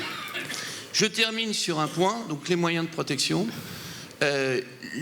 Alors je sais bien que cela a fait réagir et va faire réagir encore, mais il y a aujourd'hui, vous le savez, et je pense que j'aurai des questions sur ce point, une demande de la part d'une partie de la profession d'avoir des tirs en cœur de parc national. Et j'ai animé un groupe de travail, là, Madame le député et d'autres parlementaires étaient présents, ainsi qu'un certain nombre d'entre vous qui sont dans la salle. Nous avons fait remonter cette demande qui ne peut avoir de réponse qu'à un niveau politique le plus élevé. Ceci dit, travailler sur les cœurs de parc, c'est aussi travailler sur les moyens de protection et leur efficacité. Et nous constatons simplement que aujourd'hui, avec les moyens renforcés dans les cœurs de parc ne représentent que 7% de la prédation et la moyenne des victimes par attaque y est inférieure à la moyenne générale. Je vais m'arrêter là pour répondre à toutes vos questions. J'ajouterai simplement une chose parce qu'il y a un aspect émotionnel très clair. J'ai été préfet de la Haute-Marne. J'ai été voir l'éleveur qui avait fait l'objet de la première attaque d'un loup déviant qui tuait pratiquement 30 brebis pour en dévorer une. Et je suis arrivé lorsque le vétérinaire était là pour recoudre l'ensemble des brebis. La détresse de l'éleveur, je l'ai vue. Et nous sommes ici aussi pour écouter cela. Mais dans un cadre qui est le cadre réglementaire, juridique, mais en essayant d'adapter au plus près les moyens à vos besoins. Merci Monsieur Sellé. Je propose qu'on écoute Monsieur Zarouati et comme ça ensuite on vous redonne la parole. Monsieur Zarouati, vous êtes secrétaire général adjoint aux affaires régionales auprès du préfet de région Occitanie et préfet coordonnateur pour le pastoralisme et l'ours. On vous écoute. Oui, enfin, c'est le préfet de la région Occitanie qui est préfet coordonnateur. Excusez-moi, j'ai interverti. C'est le pastoralisme. Mais en tout cas, voilà, je le représente ici, effectivement, et plus largement, les politiques de l'État concernant la question de l'ours. Alors d'abord, je voudrais vous remercier Madame la Présidente pour son invitation, parce que je pense effectivement que c'est bien qu'on puisse être présent avec vous pour échanger. Alors, j'allais dire pour répondre à vos questions. En réalité, il y a beaucoup de questions auxquelles on n'a pas forcément de réponse, mais en tout cas pour échanger et pour pouvoir ensemble avancer sur ce sujet. Alors, concernant l'ours, il y a un certain nombre d'éléments dans lesquels je rejoins ce qui a été dit par mon prédécesseur, mais il y a une différence quand même, c'est que on observe, et les chiffres ont été donnés tout à l'heure, et voilà, c'est des chiffres assez incontournables, on observe depuis quelques années une augmentation de la population d'ours. Alors c'est toujours un peu compliqué de recenser exactement la population d'ours, donc on travaille avec des socles minimaux, donc il y a des chiffres qui ont été donnés. Moi les chiffres que j'ai c'est entre 40 et 50 pour le massif, mais c'est des socles minimaux, donc c'est compliqué d'être tout à fait catégorique. En tout cas ce qui est sûr, c'est qu'on observe une augmentation ces dernières années de la population d'ours, et cette augmentation elle est sensible. Et on observe parallèlement une augmentation des prédations. Une augmentation qui est sensible. Vous l'avez dit tout à l'heure, un doublement par rapport à l'année dernière. Alors sur ce doublement, il y a une grande partie qui est liée aux 3 dérochements qui ont eu lieu cet été, à peu près 700 brebis. Néanmoins, c'est une augmentation importante. Pourquoi j'insiste sur ces chiffres que vous connaissez tous? C'est pour dire que on est dans une période où il y a une évolution qui se produit. Une évolution qui se produit qui impacte effectivement la façon dont les ours se déplacent sur le territoire et donc effectivement qui impacte la façon dont on peut éventuellement penser cette cohabitation. Et ça suppose une mise en œuvre de mesures qui n'étaient pas des mesures en vigueur jusqu'à il y a 2-3 ans. Donc on est dans une phase où on a vraiment besoin, au niveau État, de se rapprocher de vous. C'est pour ça qu'à la limite, aujourd'hui, je ne vais pas dire que je vais vous parler de l'ours, parce que j'aurais tendance à dire que l'ours, vous le connaissez beaucoup mieux que moi. Moi, ce dont je peux vous parler, c'est éventuellement les réponses que l'État se propose d'apporter, essaie d'apporter, apporte, parce qu'il y a un certain nombre de réponses qui ont été apportées ces derniers mois. Moi, ce dont je peux vous parler, c'est de la façon dont les représentants de l'État, les préfets ont été évoqués, dont les représentants de l'État, les préfets sont sur le terrain. Je vois par exemple pour l'Ariège, mais pour les Hautes-Pyrénées, pour les Pyrénées-Atlantiques, les préfets sont sur le terrain et les préfets sont tout sauf des idéologues, sauf des militants. Les préfets ne sont pas des militants, ce ne sont pas des idéologues. Les préfets, ils sont là parce qu'à un moment donné, et le préfet de région, coordonnateur bien évidemment aussi, et ils travaillent tous de manière étroite parce que précisément l'idée, c'est à la fois de pouvoir développer une politique qui soit cohérente au niveau du massif et en même temps de pouvoir tenir compte des spécificités. Tous les départements n'ont pas la même histoire, tous les départements n'ont pas la même façon de faire du pastoralisme, ça a été dit tout à l'heure, et donc il y a aussi des spécificités. Mais en tout cas, ce que je peux vous dire, c'est que les préfets, ils sont là pour arriver à tenir, on va dire, les deux bouts de la loi. À tenir le fait qu'il y a effectivement des conventions internationales, il y a du droit européen, il y a du droit français qu'il s'agit d'appliquer, et en même temps, bien évidemment, le souci premier, c'est de permettre aux hommes et aux femmes qui y vivent de pouvoir en vivre, de pouvoir y vivre, et de pouvoir y vivre dans des conditions normales. C'est pour ça que, bien évidemment, on est ici pour parler de la prédation, mais les politiques de l'État sur les questions de biodiversité, elles s'inscrivent dans un panel beaucoup plus large de politiques de l'État. Par exemple, tout à l'heure, monsieur le président du conseil départemental, vous parliez du plan montagne qui a été mis en place pour les Pyrénées-Atlantiques. Côté de la région Occitanie, il y a aussi un plan montagne qui a été développé, qui a été l'occasion pour l'État et la région Occitanie de travailler sur le développement des services publics en montagne, de travailler sur la question du désenclavement numérique, pour permettre, bien évidemment, que la montagne soit attractive, ça a été dit, à travers des questions économiques, à travers le développement de l'économie de montagne, à travers la protection de la culture montagnarde, mais aussi pour permettre aux gens qui y vivent de continuer à pouvoir y vivre dans de bonnes conditions. Donc voilà, ce que je voudrais dire, c'est que ces politiques, elles s'inscrivent dans le cadre de politiques globales qui sont pour la montagne. Et dans le cadre de ces politiques pour la montagne, il y a effectivement la protection de la biodiversité avec un cadrage qui est un cadrage réglementaire, communautaire, international, sur lequel nous ne disposons pas d'une marge de manœuvre incroyable. Je voudrais finir en parlant des faits et des mesures qui sont prises, pour précisément répondre à ce que j'évoquais tout à l'heure, à savoir une évolution sur ces dernières années, une évolution en termes de population, une évolution en termes de prédation. Pour répondre à ce nouvel enjeu, et donc pour précisément s'adapter de manière proportionnée, l'État, conscient de ces questions, a diligenté un travail qui a conduit à la production d'une feuille de route. Cette feuille de route, elle a été rendue publique par le préfet de la région Occitanie le 6 juin de cette année. C'est une feuille de route qui est co-signée par le ministère de la Transition écologique et solidaire et le ministère de l'Agriculture et de l'Alimentation. Et cette feuille de route, elle contient un certain nombre de mesures sur laquelle on pourra revenir, je ne vais pas être long parce que le but c'est l'échange, sur laquelle on pourra revenir, mais en tout cas il y en a une que je voudrais citer d'ores et déjà, qui est en tête, qui est au frontispice de cette feuille de route, c'est de dire il n'y aura pas de nouvelles réintroductions.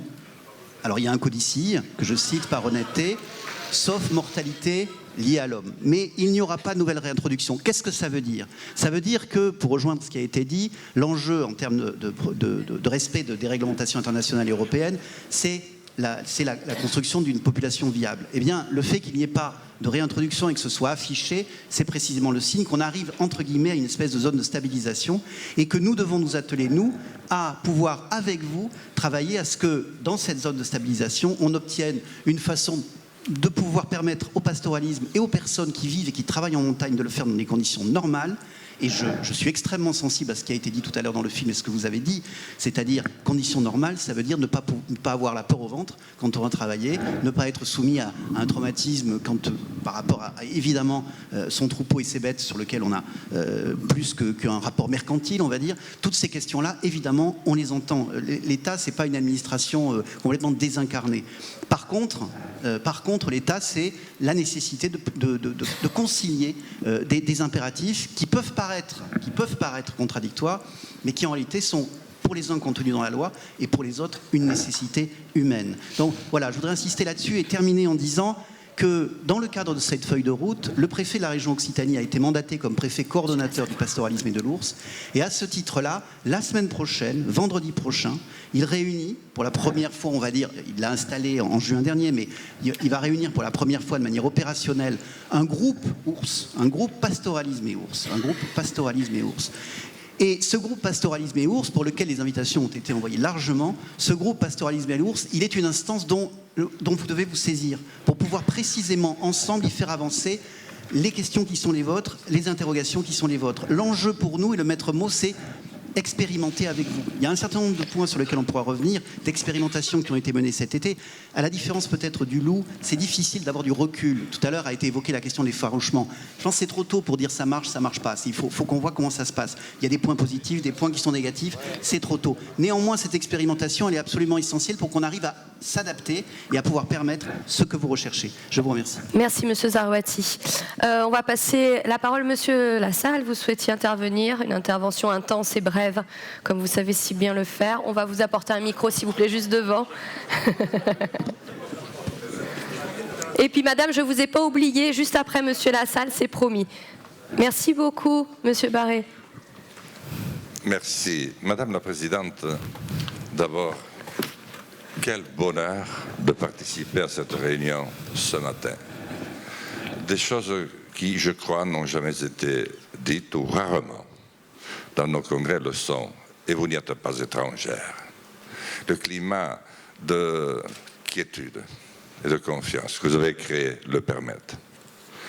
Monsieur le préfet, moi je ne vous ai jamais pris pour des hommes ou des femmes qui agissaient selon des pulsions, comment je devrais dire, exagérément idéalistes, encore que dans l'idéalisme, vous savez, on peut aller très loin. Donc, vous avez fait des études dont la dureté est effrayante, franchi des obstacles que seul un député peut-être peut franchir pour arriver là où vous êtes.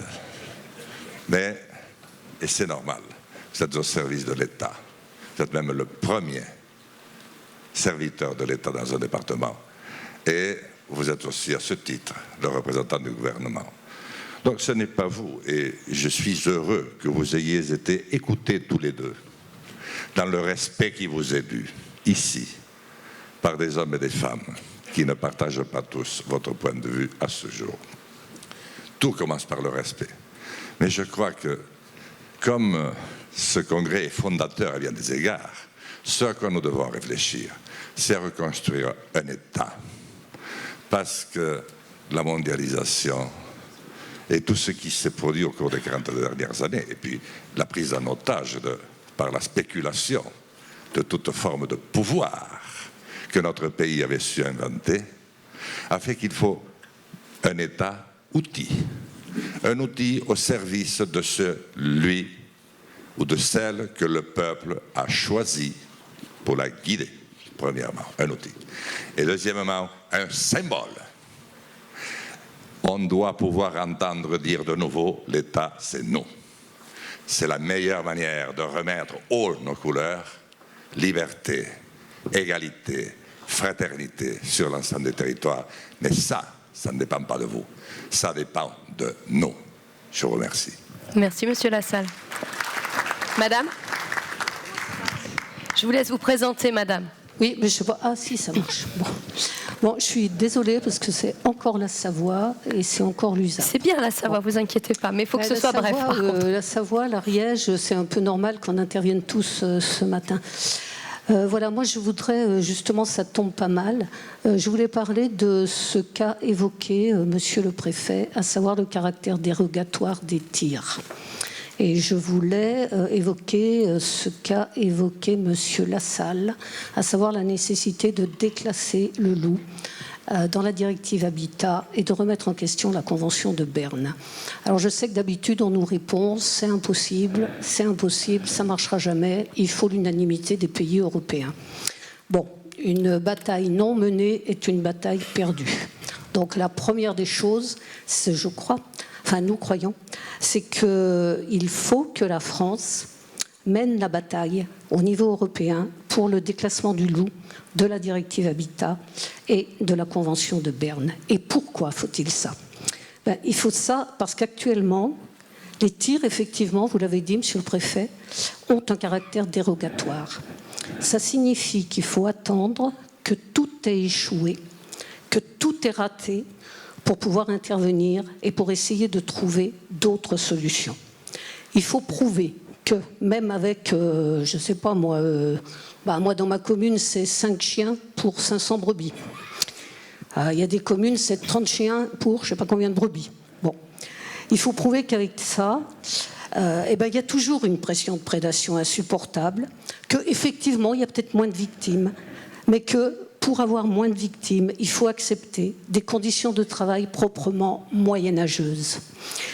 Les moyens de protection, il faut voir ce que cela représente comme contrainte pour les éleveurs, certes, mais moi je suis maire, pour les territoires aussi.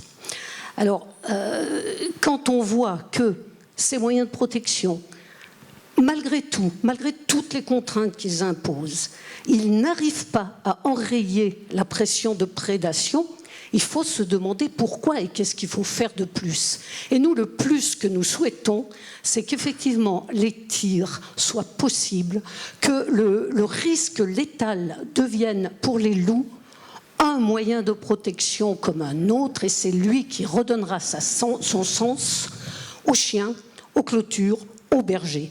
Si les loups, effectivement, à partir du moment où il y a attaque, on peut leur faire comprendre que pour eux, il y aura douleur et il y aura risque létal, et bien là, peut-être, les moyens de protection, ils retrouveront plus de sens.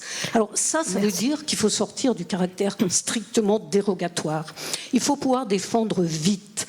Il faut être efficace. Il ne faut pas attendre la signature d'un arrêté ministériel pour que, par exemple, des tirs interrompus puissent répondre.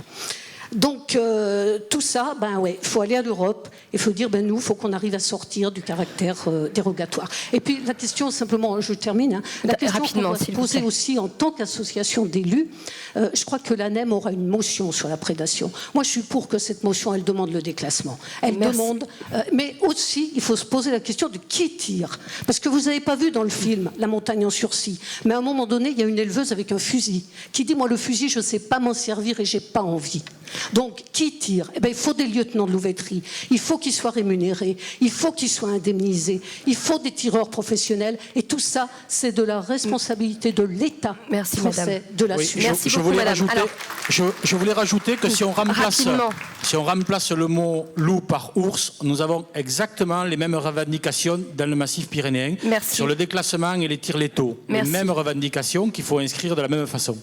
Monsieur, rapidement, alors il nous reste très peu de temps, il faut qu'on pose les questions rapides pour qu'ensuite on puisse avoir des réponses. Oui, Jean-Marie Bernard, président du département des Hautes-Alpes. Alors, je voudrais m'adresser à Monsieur le Préfet. Vous avez rappelé quel était le contour de votre mission. Et moi, je pense que votre mission, vous n'allez pas pouvoir la remplir. Avant d'aller plus loin dans le débat, vous devriez peut-être faire une petite expérience. Vous prenez un chat et une souris, vous les mettez dans une cage au oiseaux, et puis vous allez nous dire qui c'est qui va gagner. Eh bien, aujourd'hui, le combat que nous menons dans nos alpages, dans nos montagnes, eh bien, il relève de cette triste expérience. Et aujourd'hui, les loups qui sont dans nos montagnes, on n'a pas le droit de faire des prospectives, des analyses numériques pour savoir si, parce qu'on a tué 15 loups, on a baissé la prédation. Aujourd'hui, il faut bien se mettre dans la tête que c'est l'homme qui doit être protégé dans nos territoires. C'est l'homme et pas la biodiversité. L'homme s'est occupé depuis toujours de s'occuper de son territoire, de cette biodiversité. Et donc aujourd'hui, on doit lui donner ses moyens. Et il y a un phénomène aujourd'hui qui est en train d'émerger dans le peuple français. On oppose de plus en plus les montagnards, les éleveurs, les paysans à l'ensemble de nos concitoyens. Parce que les éleveurs sont montrés du doigt. Parce que les éleveurs, ils ont des chiens. Parce que leurs chiens sont méchants. Parce que les chiens, ils mordent. Et aujourd'hui, eh bien, les citoyens, les habitants des villes qui viennent dans nos montagnes, eh bien, ils prennent la défense des loups. Et ça, c'est insupportable et ça va demain devenir un vrai problème de société. Merci, monsieur. Monsieur, s'il vous plaît. Monsieur, vous avez déjà pris la parole. Non, mais je suis obligé. On a fait 2000 km pour venir ici. Hein, donc pareil. On aimerait bien pouvoir parler. Mais rapidement, s'il vous plaît. Je voudrais parler à monsieur le représentant du préfet. Vous dites que vous êtes là pour aider les éleveurs. On a eu un cas cet été. 0 réponse de l'État. L'État muet. On a passé par le préfet, par la DDT, rien. J'ai passé mon été au téléphone. Vous savez ce que c'est quand vous appelez un collègue et qu'il ne vous répond pas? Vous savez ce qu'on a dans la tête? C'est nous qui faisons les psychologues. On a des gens qu'on a été obligés de faire quitter les alpages parce qu'ils étaient prêts à se suicider. On n'a pas eu aucune aide de l'État. Alors venez pas nous dire, vous allez peut-être venir en Savoie. Dites-vous bien que c'est tendu la Savoie. On est obligé d'appeler certaines personnes pour pas qu'ils tirent sur les gardes. On a une ONCFS décadente, pro-loup. Personne ne bouge, on laisse tout faire. On ne parle pas de prélèvement, on parle pas de tir de loup, on parle de prélèvement. On ne parle pas de chien de protection, on parle de chien de conduite. On masque les mots. Alors il va falloir que si vous veniez en Savoie, je pense qu'on va se voir d'ici peu, mais il va falloir que vous ayez une autre réaction et que l'État ne soit pas aussi décadent qu'il est et qu'il soit réactif. Merci. Merci monsieur. Monsieur, vous avez le micro. Et après, monsieur, il va vraiment falloir... Allez-y monsieur, rapidement, je vous laisse vous présenter. Jean-Baptiste Larsaval, maire d'Arcisans-de-Sud, dans les Hautes-Pyrénées, zone où nous sommes confrontés à l'ours. Monsieur le préfet, vous avez parlé de cohabitation. La cohabitation n'a jamais existé, n'existera jamais, parce que comme l'exemple a été donné du chat et de la souris, vous mettez une brebis et un ours, l'ours ne pense qu'à une chose, manger la brebis. Et il a besoin de manger. Combien mange-t-il? De 5 à 15 kilos par jour. Il oublie de passer chez le boucher. Il se sert dans la montagne. Je suis sur le terrain. Mettez bien le micro là, monsieur, on n'entend pas. Je suis sur le terrain, je fais des constats. Donc c'est pour dire que je connais bien et la consommation et l'habileté de l'ours. On va mettre une clôture, on va l'enfermer. Enfin, on va enfermer les brebis pour la nuit, oui. Mais l'ours, il a faim, il attend, il est derrière le rocher. Et crac, il va y aller. Que le troupeau soit protégé ou pas protégé, c'est du pipeau. Merci, monsieur. Ça ne résout pas le problème. Merci, monsieur. Monsieur, je vous laisse vous présenter rapidement, s'il vous plaît. Je vais faire rapide. Alain Durand, sénateur de l'Ariège. Moi, je voudrais, monsieur le préfet, monsieur le représentant du préfet de région, revenir sur la feuille de route dont vous avez parlé. 2 ministères, écologie, agriculture. Moi, je souhaiterais qu'on y rajoute le ministère du Travail. Je m'explique. Parce qu'aujourd'hui, moi, cet été, je suis allé en immersion dans une estive, dans un groupement pastoral qui a pris votre feuille de route, qui l'a appliquée à la lettre. On garde le troupeau, on l'enferme le soir, clôture électrique, on a mis un patou.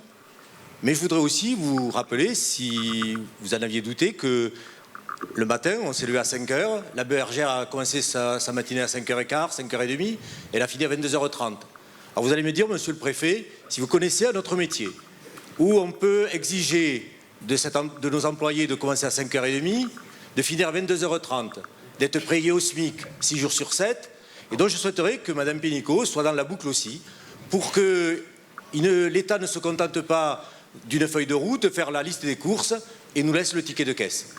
Merci monsieur. Vous êtes un coquin. Très rapidement. Sur la convention de Berne, les choses bougent à Bruxelles. Plus de députés, plus d'États membres sont aujourd'hui concernés. Et donc la mobilisation s'accroît. Nos collègues agriculteurs au sein du COPA se mobilisent aussi. Donc il ne se passe pas rien. Mais la première étape entre toutes, c'est qu'il faut que l'État membre, notre État membre, fasse la demande de ce déclassement. À ce jour, elle n'est pas faite. À ce jour, elle n'est pas faite. Et quel est le ministre qui doit porter la lettre à Bruxelles? C'est le ministre de l'Environnement.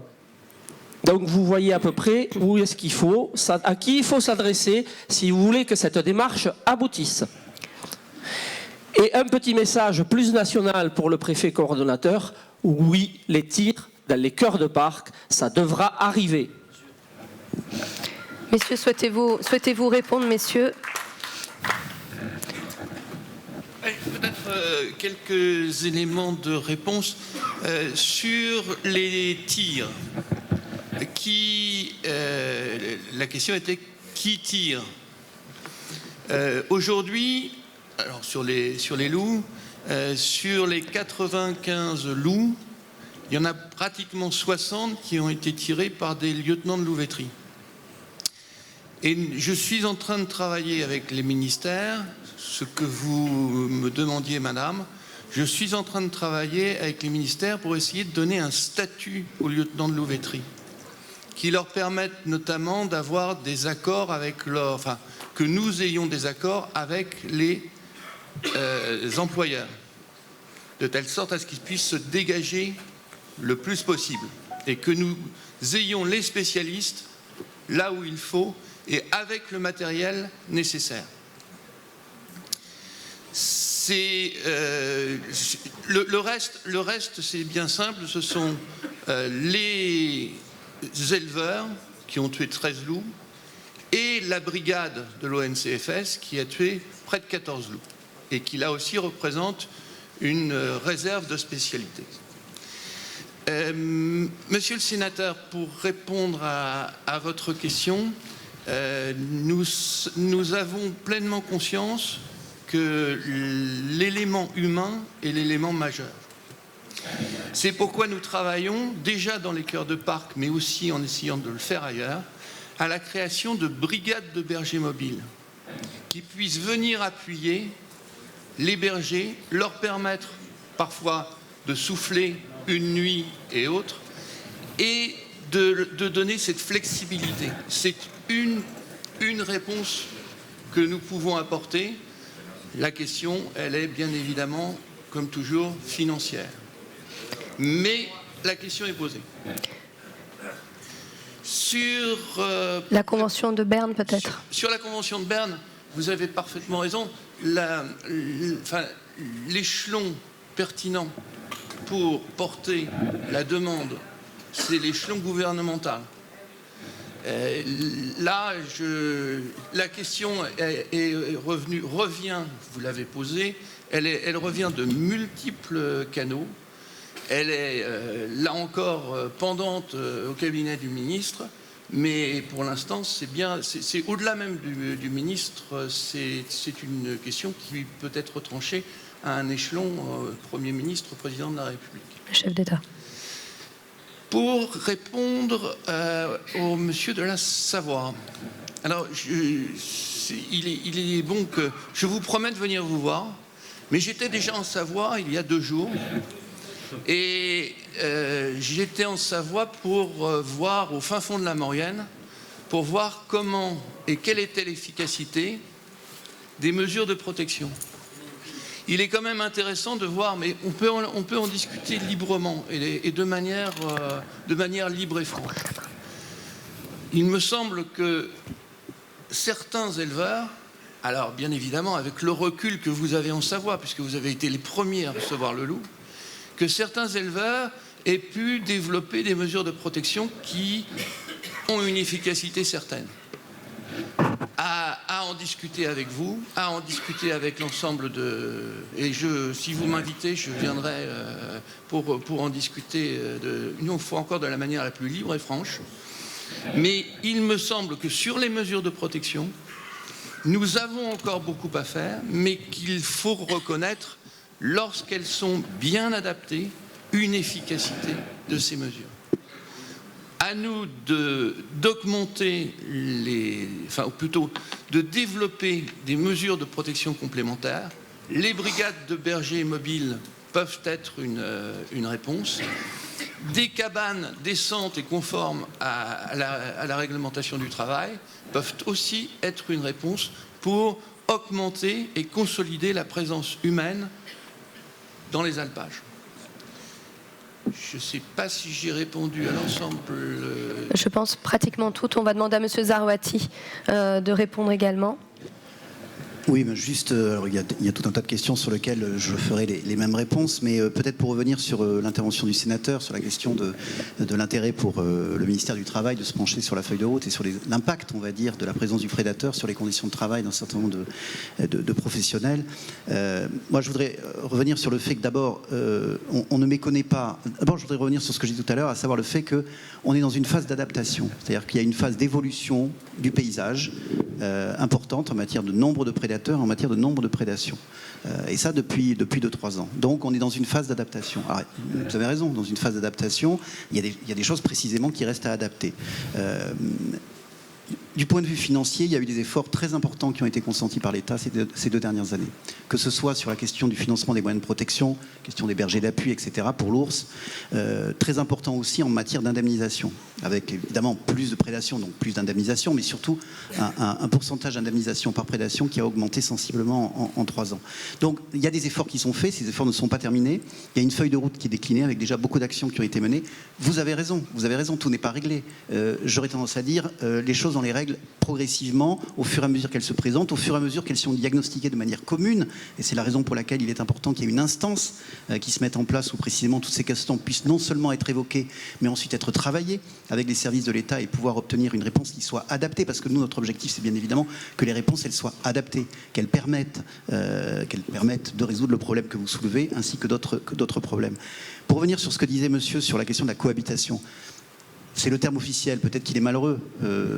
Cohabitation, ça ne veut pas dire à deux, pas loin l'un de l'autre. Ça veut dire que le principe, le postulat qui est derrière, et en tout cas qui est celui qu'on poursuit aujourd'hui, c'est que cette montagne, cette belle montagne dans laquelle on est aujourd'hui, elle est assez vaste pour pouvoir à la fois avoir des impératifs de protection de la biodiversité, et en particulier d'espèces comme l'ours, et à la fois permettre d'avoir suffisamment d'espace, d'estives et de lieux pour permettre d'avoir une activité humaine et économique qui soit normale et qui soit même ambitieuse. Merci monsieur. Rapidement monsieur Rossa, oui, rapidement monsieur Takar et ensuite on passera aux conclusions madame Dubié. Voilà, moi j'aurais juste voulu reposer une question à monsieur le préfet là. Vous dites que vous étiez dans la Maurienne il y a 2 jours. Je suis là. Monsieur Sellet. Vous disiez que vous étiez dans la Maurienne il y a 2 jours. Ouais. Ça aurait été bien qu'on soit avec vous. Mais alors, du coup le rendez-vous a été pris monsieur Rossa. Vous prendrez rendez-vous avec M. Sellet juste à l'issue de cette table ronde, comme ça, vous ne vous manquerez pas la prochaine fois. Monsieur Takar, rapidement. Oui, rapidement. Juste, j'observe, et je le vis chez moi aussi, une espèce de rupture culturelle entre le monde rural et surtout le monde de la montagne, et je dirais les administrations en général, parce que ça va aussi dans les départements et les régions parfois. Il se trouve que j'ai 40 ans de vie politique, je suis élu depuis 40 ans dans mon village, 200 habitants, et j'ai 40 ans d'activité professionnelle en développement rural, c'est mon métier, j'ai même un bureau d'études dans ce domaine. Et j'ai observé 3 phases de posture des administrations par rapport au territoire.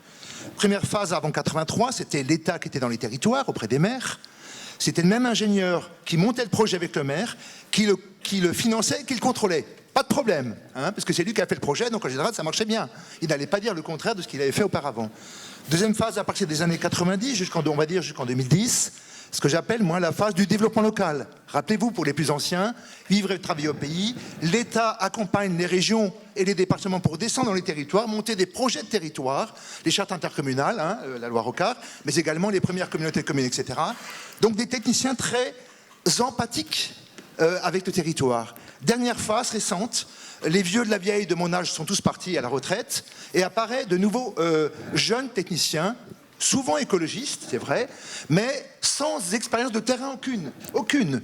Et en fait, ils n'ont pas de bienveillance, mais c'est pas volontaire. Il manque deux choses à la bienveillance. La bienveillance, c'est d'abord, je comprends ce qui se passe, je m'intéresse dans le détail à ce qui se passe, et deuxièmement, j'ai un peu vécu avec ce qui se passe. Et donc, aujourd'hui, je le dis aux administratifs ici, aux députés, aux sénateurs, il y a un problème de formation, je dirais même de stage de tous ces techniciens sur le terrain. Il faut qu'effectivement, ceux qui gèrent au ministère de l'Environnement le loup, ils viennent passer 3 semaines ou un mois avec les éleveurs, tout simplement. Et il faut qu'une expérience, je m'arrêterai vraiment là, dans ma vallée, on a fait un PLU, un plan local d'urbanisme intercommunal. On a déclassé 250 hectares de terrain sur 280. Vous avez bien écouté. On a déclassé, on a rendu à l'agriculture 90% des terrains constructibles de la vallée. On a touché 3/4 des habitants. J'ai mis 7 ans à y arriver. Ah ben l'État nous met en justice parce qu'on déclasse pas assez. Voilà. Alors vous dites à un moment donné, mais je veux dire, on n'en sort plus. Et c'est une jeune technocrate qui n'a pas mis les pieds sur le terrain une fois. Elle m'a dit, je suis jamais venu sur le terrain, mais j'ai fait mon calcul. Vous devez encore déclasser 10 hectares. Nous sommes au tribunal administratif. On a envoyé le préfet promener. On va tenir le tribunal administratif pendant 10 ans. C'est comment faire. Merci, on trouve la solution. Takar. Et on garde nos PLUI. Voilà. Merci, monsieur Takar. Donc bienveillance, c'est quand même capital. Bienveillance, bon sens. Vous souhaitez... Très rapidement, monsieur Selley. Très rapidement pour vous répondre. Il existe dans tous les départements des préfets et des sous-préfets qui sont exactement là pour écouter et pour aussi, soyons clairs, parfois corriger des fonctionnaires, comment dire, trop zélés, en écoutant les administrés. Donc il n'y a pas une journée que je n'ai au moins un de mes collègues au téléphone. Donc il y a une réponse à votre question, et cette réponse s'appelle le corps préfectoral. Merci beaucoup. Madame Jeannie Dubié, pour les conclusions, vous avez pris plein de notes. C'était riche aujourd'hui. Et moi, je suis désolée, vous avez vu l'heure. Moi, Madame Dubié, Madame Dubié, vous êtes le grand témoin, c'est vous qui... On va peut-être laisser une dernière. Une dernière, allez, une dernière. Ah là là, mais là vous avez ouvert la boîte de Pandore. S'il vous plaît. Merci Madame Dubié. Olivier Morin, éleveur dans le Béarn, et aussi président de races locales de brebis, des races brebis locales d'ici des Pyrénées, Manèche et Basco-Béarnaise. Dans ce travail sur la sélection génétique des races, nous travaillons en étroite collaboration avec la communauté scientifique et nous faisons un travail très sérieux car c'est un travail où on n'a pas droit à l'erreur. Ce que nous faisons aujourd'hui a des retombées sur les années à venir et vous parlez d'enjeux de biodiversité pour l'ours ou le loup, on y est en plein parce qu'il y a la biodiversité domestique dont on ne parle jamais mais elle aussi est en danger et on y travaille au quotidien pour la maintenir. Ce que je voudrais vous dire, c'est que c'est une recommandation que je voudrais vous faire. Nous travaillons avec des scientifiques, notamment l'INRA, des gens sérieux, qui sont des professionnels de la recherche, des scientifiques reconnus. Si, il y a quelques années, vous aviez écouté la communauté scientifique, les vrais scientifiques, je ne parle pas des militants du Muséum d'histoire naturelle, qui font les rapports qui justifient la réintroduction d'une espèce ou le maintien d'une autre. On n'en serait pas là où on en est. Alors s'il vous plaît, de grâce, remettez un peu de sérieux dans vos institutions et réécoutez un peu les gens qui connaissent la population, ce dont on a parlé tout à l'heure, parce que je me mélange un peu les pinceaux, je finis là-dessus. Vous avez parlé aujourd'hui d'une population de 50 ours et qu'on va s'arrêter là, mais ça c'est pas vrai, ça c'est pas de la biodiversité. Et vous le savez très bien, parce que ce que vous nous aviez vendu dans le plan ours, c'est qu'il fallait 250 à 300 ours justement pour assurer le maintien de la biodiversité. Alors c'est un enfumage de plus, sachez-le, on ne vous croit pas. Aujourd'hui, 50 ours dans les Pyrénées, ce n'est pas de la biodiversité. C'est tout. Merci beaucoup. Madame Dubié. Bien, merci. Je vais faire... Excusez-moi, juste 2 minutes. Vraiment rapidement, on ne va jamais s'en sortir. Pour répondre, puisque c'est ce que j'ai dit qui est pris à partie. Quand j'ai dit 40 à 50 ours dans la population actuelle et que j'ai dit que dans la feuille de route on n'avait mis aucune réintroduction, ça ne veut pas dire que la population va rester à 40-50 ours. J'ai jamais dit ça. Voilà, j'ai jamais dit ça. S'il vous plaît. Bien. Bon. S'il vous plaît.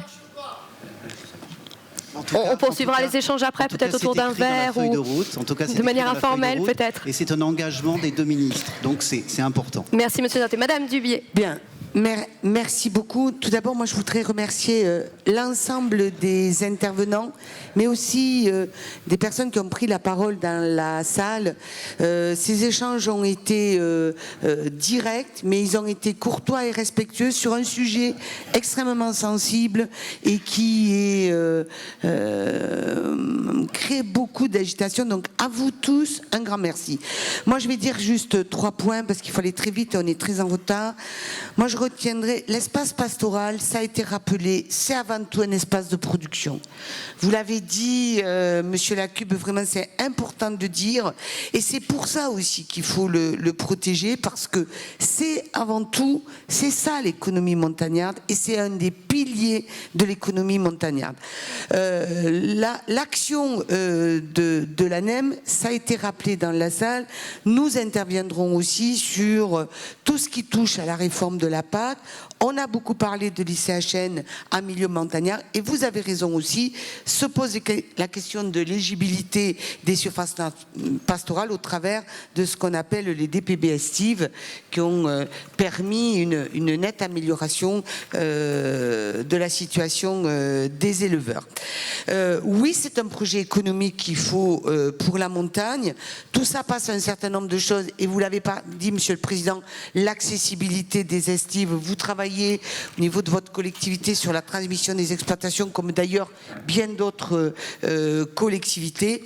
Mais tout ça, c'est des actions qui se font dans un court terme. On a des choses à régler de façon impérative et tout à l'heure, au travers des motions que nous aurons à présenter, vous verrez que nous avons pris en compte ces aspects. Mais la vraie question, elle reste pendante, elle reste entière, c'est effectivement de travailler sur la Convention de Berne et sur la directive Habitat et donc sur le déclassement de ces deux espèces, que ce soit l'ours ou le loup. C'est un combat que nous devons mener en commun.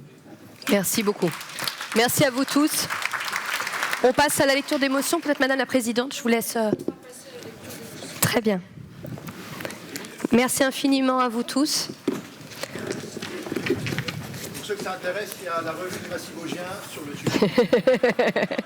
Le message est passé, Monsieur Taccard.